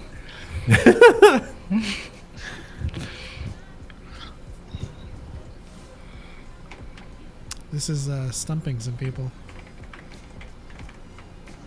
Oh, okay, Nathan got it. Which I don't know why TikTok's not showing up anymore. Yeah, I was like looking like, what do you mean? There's no one saying anything, but yeah. This one could be confusing, which is why I was thinking like, oh, like 5 different characters popped into my head, but yeah. Darren says it's not Hera. Correct. All right, what are your answers? Unless... My middle name, but pronounced differently. No. Really? Oh, what is your name? Sick. My middle name is Bro, Devon. He just said my middle name was pronounced differently. What is your middle name, bro? If you know the answer. No, I just like wanted the pronunciation. But you would have to get, yeah. Because, like, you know, black people, they kind of say things weirdly, so. Not me. I'm gonna be very real. When you, and this is not even because I think about this as the character. I couldn't care one way or another whether this character becomes Darth Talon. But I generally, when you were like, "This is my middle name," I was like, "Your middle name is Talon? What? How is it pronounced differently?" It's pronounced Talon. Talon. Like Cologne, but Talon. Oh god. Oh, from the mall show. Okay. Yeah. So I think we got Darren. I initially thought it was one of the Twilights from the movies, but it's like, no. Maul just came out. It clearly has to be Devin. But funny enough, I was thinking the character voice actor's name of Gideon the entire time. Was like, wait a second, that's not the character's name. So if you had asked me, I would have gotten it wrong if I had said Gideon. So. Well, there you have it. That's the first shot at Guess That Silhouettes. I think I'll have Choco. I think Choco, if you want to participate in the next one, just send me a bunch of frames that you think might be hard to guess, and then I'll silhouettize them, as it were. I can send you a couple as well, because I have one particular character I want to stump everyone with. So, all right, yeah, send them to me, because I definitely don't want to fill it with like Domina and like. None of your favorites. All your Star Wars waifus and all that. The challenge in this kind of thing relies in making characters that are well known in less well known poses. So if it's going to be a Glupshido trivia competition, then only like some really niche people are going to be able to get it, and then the consistency will be all over the place because everyone has a different access point for Star Wars lore. But if you give it more like well known characters like we've had here, just in like unusual positions or like weird frames that they haven't been in a lot, then yeah, that'll make it more challenging. Like Star Wars trivia in 60 seconds. Which beasts carries the Gungan's shield generators? Ronto? No, that's a Tatooine thing. It's still big like a Ronto though. I don't know though. Everyone right now with this. No, I knew this because they were like the characters you had to use in Star Wars Battlegrounds, that video game for PC. And I'm picturing clicking that because I need to buy those characters to use, but I can't see the name of the things, and now it's actually bothering me. I know I'm wrong, so I'm gonna look it up because I'm curious. But I was Yeah, wrong. I don't know what they're called. Yeah, no, this bothers me. They're like Star Wars Holocron on TikTok is close. giant EOPs. Oh, okay. Yeah, I've heard the name before. Nathan asks, who would you guys want to be canonized in an Old Republic trilogy? Well, you guys know my answer. But the beasts that carry the Gungan shield generators are... Do you want me to say it, or are you still thinking, Choco? Go ahead. No, I know that I don't know it. Yeah, my brain is just like the moment you ask, it like shoots out of your head and you can never pull it back. They are femboss. Okay, no, that's I've never known that. Like my brain went. Oh, I've literally never researched that. I would have chosen a trivia question that ended in do back, but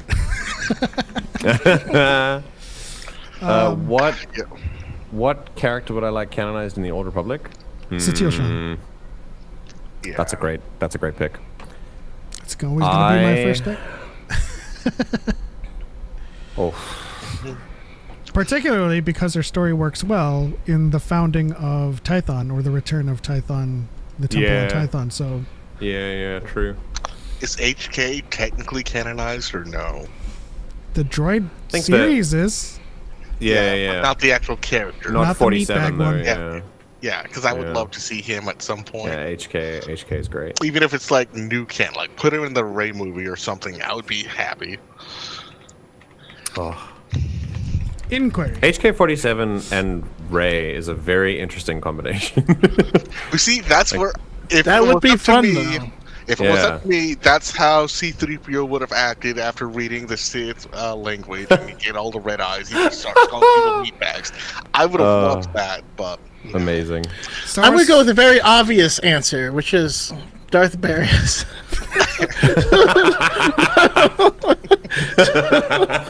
I do it because I'm standing. Yes, apprentice, we have infiltrators in our midst. Off-brand no, emperor with a joking bad on that one. vocabulary. Shout out to Swotor. Good time. Are you I still? hated him so much. Are you still preferable to Saba Sebastien? I mean, she's not Old Republic. I mean, True. my Old Republic character though would have to be. I actually really like Malgus, and I think his way of looking at the Sith is nice. It could be an interesting spice of life, you know. Oh. I mean, I asked for a Satele Shan tattoo, and then I told my TA the story between Satele and Malgus, so I just ended up getting Malgus as like a bonus tattoo to it, which I don't mind. I think I'd be really interested to see Kreia, but I don't. But I want it to be done by someone who understands that she's wrong. Yeah. Okay. You know? I'll accept that. There are a lot of if at the end of the people movie who they're like, yeah, you're wrong. Yeah. And she goes, I want. She's literally the villain. She's the antagonist, and her. It's not that she's like wrong across the board. She has points that she makes, but I think conclusions are her wrong. philosophy as someone who is placing her problems at the foot of God is something that I want to focus on. Like I just don't think people are, unfortunately, which I'm in this hoping day and age can understand that. But yeah, fair enough. like Luke Skywalker can flat out say, "Hey, I was wrong," and people will still say, "Oh, he tried to kill his nephew." It's like, okay, whatever. Yeah. That's why I'm saying I don't think I would love to see it. I don't think it'll be done well. Yeah. Bring her in, but have her written by Tony Gilroy. Yeah. That'll do it. That'll do it for me. Yeah. Kreia is so fascinating to me. She's But the one again, that guy it's said was Kreia. Personally, would really like Treya. Yeah. Amongst this crowd, we're aware of Darth Treya and Kreia. No. Yeah. I mean, this is like a 20-year-old game. Yeah, it's fine. Star Wars Holocron says, I'm actually trying to start my own trivia game show here on TikTok. Would any of you guys be interested? For sure. Yeah. Yeah. It's always Send us slide, those DMs. Yeah. slide in them DMs. Yeah. Chuck, did you answer? Oh, you said Malgus. Yeah. All right. Or if we're looking for a Sith who maybe does some interesting self-reflection, even though it's a little bit late because he's dead by the time he does it, is Darth Maul. Council member from the Old Republic, is this absolute badass but also unapologetic Sith, obviously very cruel, not a good guy, and then he dies and turns around and goes, oh shit, wrong. I was so very, very wrong. And I love that. I think that is... We can include that is in the Satil wonderful. Sean show. Oh yeah, absolutely. Absolutely. Nathan says Venzalo. Also, his costume kind of makes me think of like Evil Legion from Mass Effect. True! In a way. That's so true, actually. Wow. That's a cool pick, Venzalo. He's the one that faces that? Malgus in the sacking of Coruscant. Oh, the head of the Jedi Temple at the time. Yeah. Okay. Rip. Yeah, rip. I mean, if you do Malgus, you're gonna have to do Venzalo, or at least a stand. Yeah, I mean, he has to be like a supporting character if it's going to focus on Malgus for sure, or at least a sort of brief antagonist. Sure. All right. Such an interesting time period. Actually, fun segue. But if you, when my Star Wars campaign starts, it is set in the Old Republic as well. I put it to popular vote. I've run a 4-year Star Wars campaign in the Old Republic also, and I was like, damn, I really want to go somewhere else. Like, it would be really cool to do like a Clone Wars era, maybe some sequel era. I'd love to do some like post Rise of Skywalker, little theory crafting and world building there. and people were like, nah, let's go to the Old Republic. And I was like, okay, cool.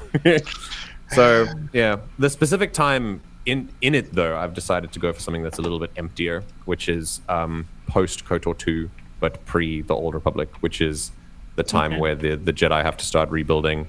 And it's not really going to focus on them because they're still so few in number. Basically, yeah, post KOTOR 2, Meteor Cirque is gone, and based on the kind of main events that were happening there, like there was a secession by the Goto droids. They took over a whole like area of space for a year, and then there was a lot of corporations moving around. It's a really good time for me to go. The corporations were doing some crazy stuff because the Republic was trying to repair, and there's usually corporations like to hide behind governments to do their things, and because there's not really a government right now, maybe they need to be a little bit more brazen. So it's going to focus on Zerka, which I think is going to be quite. Which is the worst company. Yeah. Would you say Zerka the one is that just like Tesla or refuses Amazon? to die? Yep. I think Zerka might. Yeah, it's both. Yeah, it's I certainly. think Zerka originally started life as Arasaka. Oh, for sure. Yeah. And the thing, I think, if anything, if we're gonna have, if we want to sort of elevate lore talks about the sort of the systemic structures of the Star Wars galaxy and governments and stuff, the fact that corporations just continue to exist despite the changes of power, Republic, Empire, New Republic, whatever, is an interesting thing that I enjoy exploring.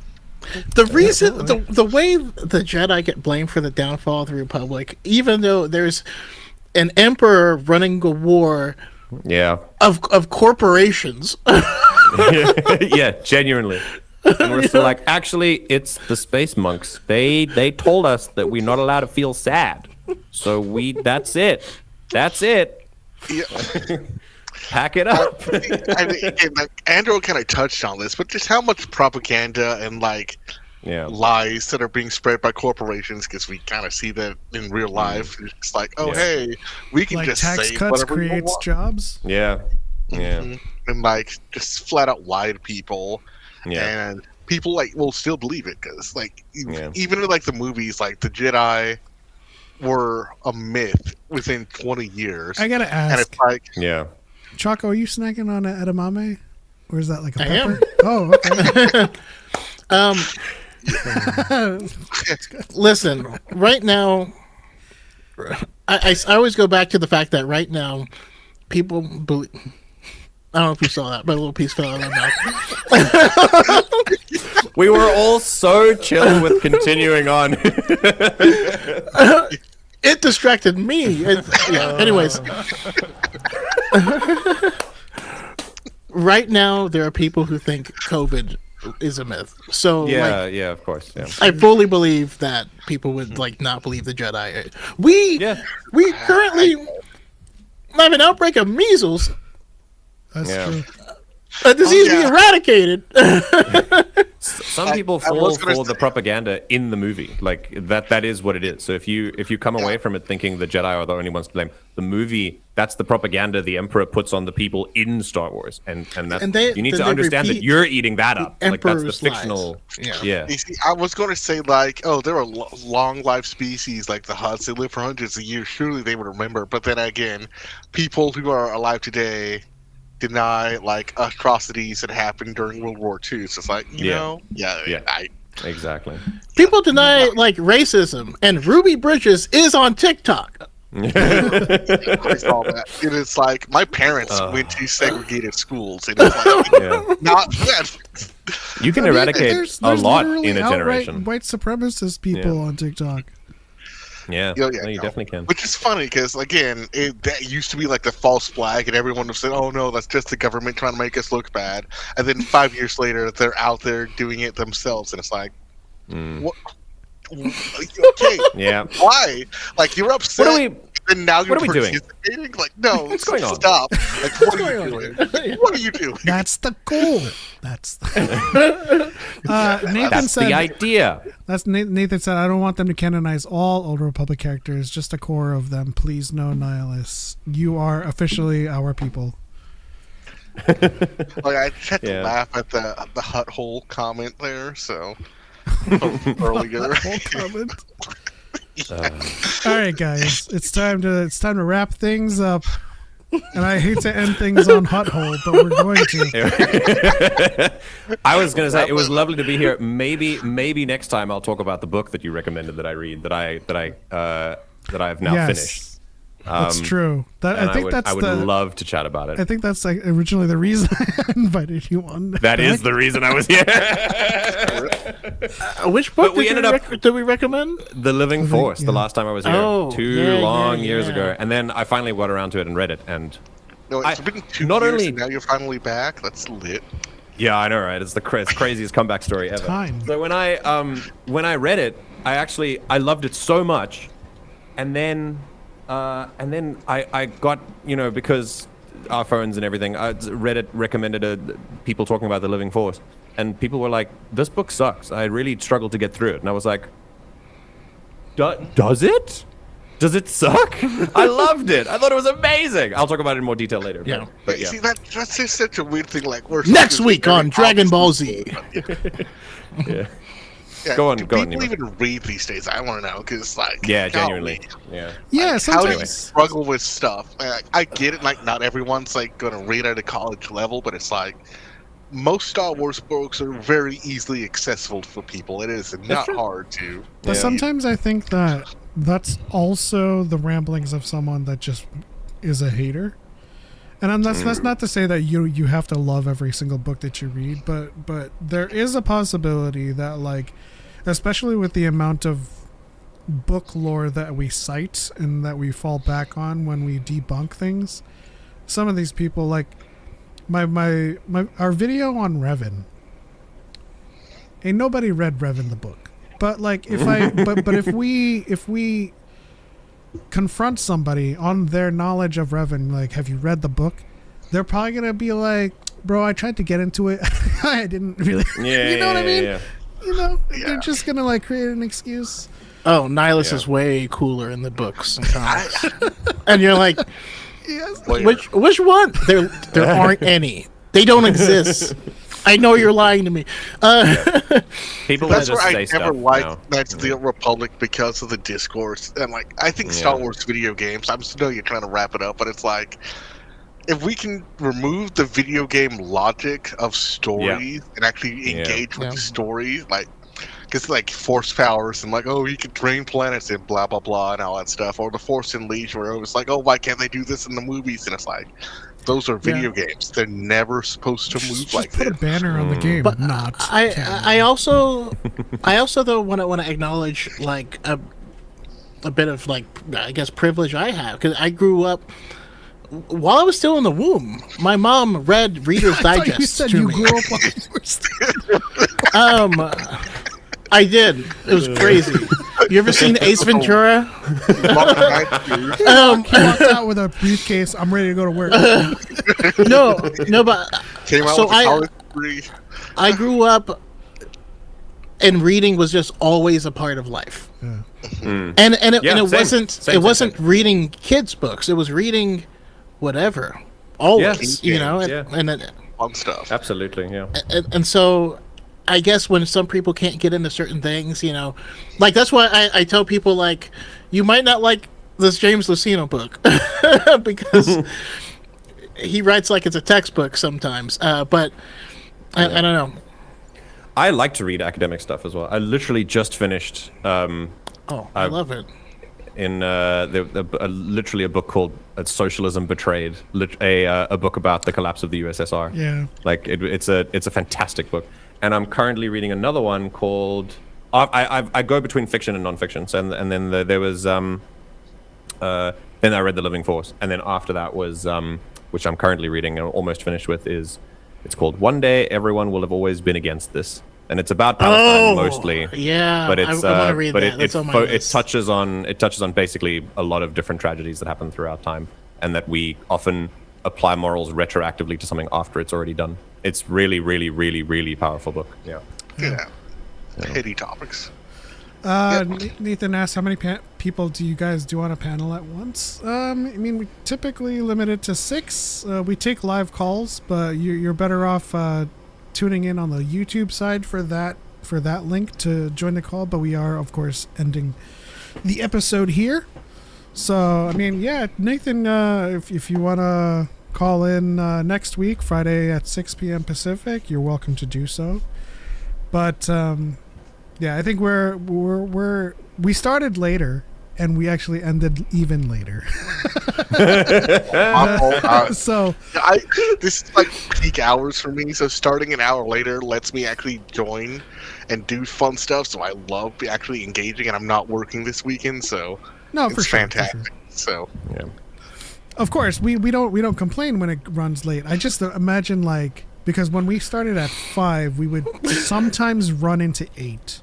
Sometimes try to end at 7:30, but then we started at 6, and then it's 3 hours. 10 o'clock for you guys, or no? It's I gotta say though, 9. it's okay. I feel like life is all about changing your problem. You're always gonna have problems. Life's about changing your problems, and if the problem we have is y'all are too damn charismatic and we just want to keep talking, that's not a bad I was gonna problem, say, you know? I'm saying this is not a good problem. Not a bad problem. if we can't stop talking about awesome stuff, that sounds great to me. Like, I will say, like, politically, I'm in a different area, so the most people I engage with is just argumentative and telling people why they're wrong and they should give stuff a chance. So it's always refreshing to talk with you guys who, even though we may have different political beliefs, we understand Star Wars and we're not going to be at each other's throat. So Absolutely. It's like the opposite, where I'm arguing with idiots 9 times out of 10. Here, I can actually, like, not have to worry about y'all saying something wrong, or I may learn something. So I very much appreciate that. I'm sure Element's tired of me sending him random stuff about people's, because boy, Twitter is awful. Yeah, no. Like, yeah, no. Don't get on Twitter if you can. It is. Not a single day. It is sent on Twitter. I feel obligated to fight that fight there, especially if it's coming from my own group, and like telling people, hey, shut up, you're wrong, stop lying about this, you're hurting people, it's okay to not care, stop what you're doing. And I feel like that needs to be done, because I'm tired of people having to leave platforms or stop talking. Like, the amount of people that I've seen that says, I don't want to talk about Star Wars anymore, because, like, just even me personally, I posted, like, on May 4th or May 6th, I had a clip of Star Wars, like Revenge of the Sith, and had a clip from Rise of Skywalker. every couple of hours, some random person, no affiliation with my channel, would come in and say, "Oh, Rise of Skywalker is awful. It sucks." It's like, bro, what are you looking up to come to this video just to say you hate it? It's like, yeah, you guys, something is kind of wrong with you if you actively have to seek out channels It's their that don't have a lot of views, just to say no. So that's why, me personally, I will always fight back against that, because that may be me talking down to someone who's hating on something may free up them for someone else to say something that they're not attacking. So I will take that. It's the same as it's the same as the anti-woke always watching woke. It's the same as the anti-gays always talking about gay people. Yep. It's God of War. They're anti something. They're gonna talk about it all the damn time. That's their shtick. Yeah, for someone who claims to not care, you seem to talk about it a lot, though. Yeah, that's true. That's because they're all bisexual and won't admit it. But that's a great place to end. Yeah, we all grew up in the womb. You may be more right about that than you think, because having some of these conversations about Kratos, like, you guys are questioning things that you should be questioning. They don't even get me started on the He-Man movie, because that was a blast to see all the people. I do want to see about that. I do want to see it. Oh yeah. 10 out of 10, we need to watch that series, but go ahead. All right, that'll do it for this episode of Dyad and the Force. We'll be back next week at Friday, 6 p.m. Pacific. Thank you for having me. I had a blast. Yeah, thank I'll you to talk about a book Nemo next and time. thank you to MJ. Please keep it short. Your final words and where people can find you if you want to be found. We'll start with Nemo. You will see me in the comment section of pretty much every one of their videos at some point, so that's where you can find me. This is probably the last weekend The Mandalorian will be in like IMAX or Dolby, because a lot of movies are coming out, a lot of stuff that are changing. So if you have been waiting to watch it, I would say go get that IMAX ticket, get that Dolby ticket, watch it in 3D, or actually don't watch it in 3D, but go see the movie while it's still in theaters, because like a bunch of stuff is going to come out, so it may be harder to get it in those premium formats. Sick. Very cool. I can be found on YouTube once a week, and that's about it. I have a TikTok as well, but I use it just to browse nowadays. I have an archive of videos if you want to watch that. One Can Hope is the name of the tabletop actual play that I'm running at the moment. It's been going for just over a month and a half. We use Daggerheart to tell stories and try to keep the scope of the community that we've built alive, meaning engage with things a little bit more critically, have some good media literacy, be more politically aware, all sorts of things like that. The tabletops don't always address those things, but the community certainly is full of people who do. So that is what I do. But again, yeah, it's once a week. We do it like clockwork, but it is only once a week. So you can find us on YouTube. Very cool. We're starting our Star Wars one in 6 weeks, so you can tune in for that if you want to. There you go. Follow at One Can Hope, and find Nemo somewhere in the comments. Choco? Lurking. Yep. Beautiful time, and we love you guys. That's it. Hell Until yeah. the next one. For Light and for Life. We are all hot holes. See you guys next time. Comedies in threes. Comedies in threes. Bye.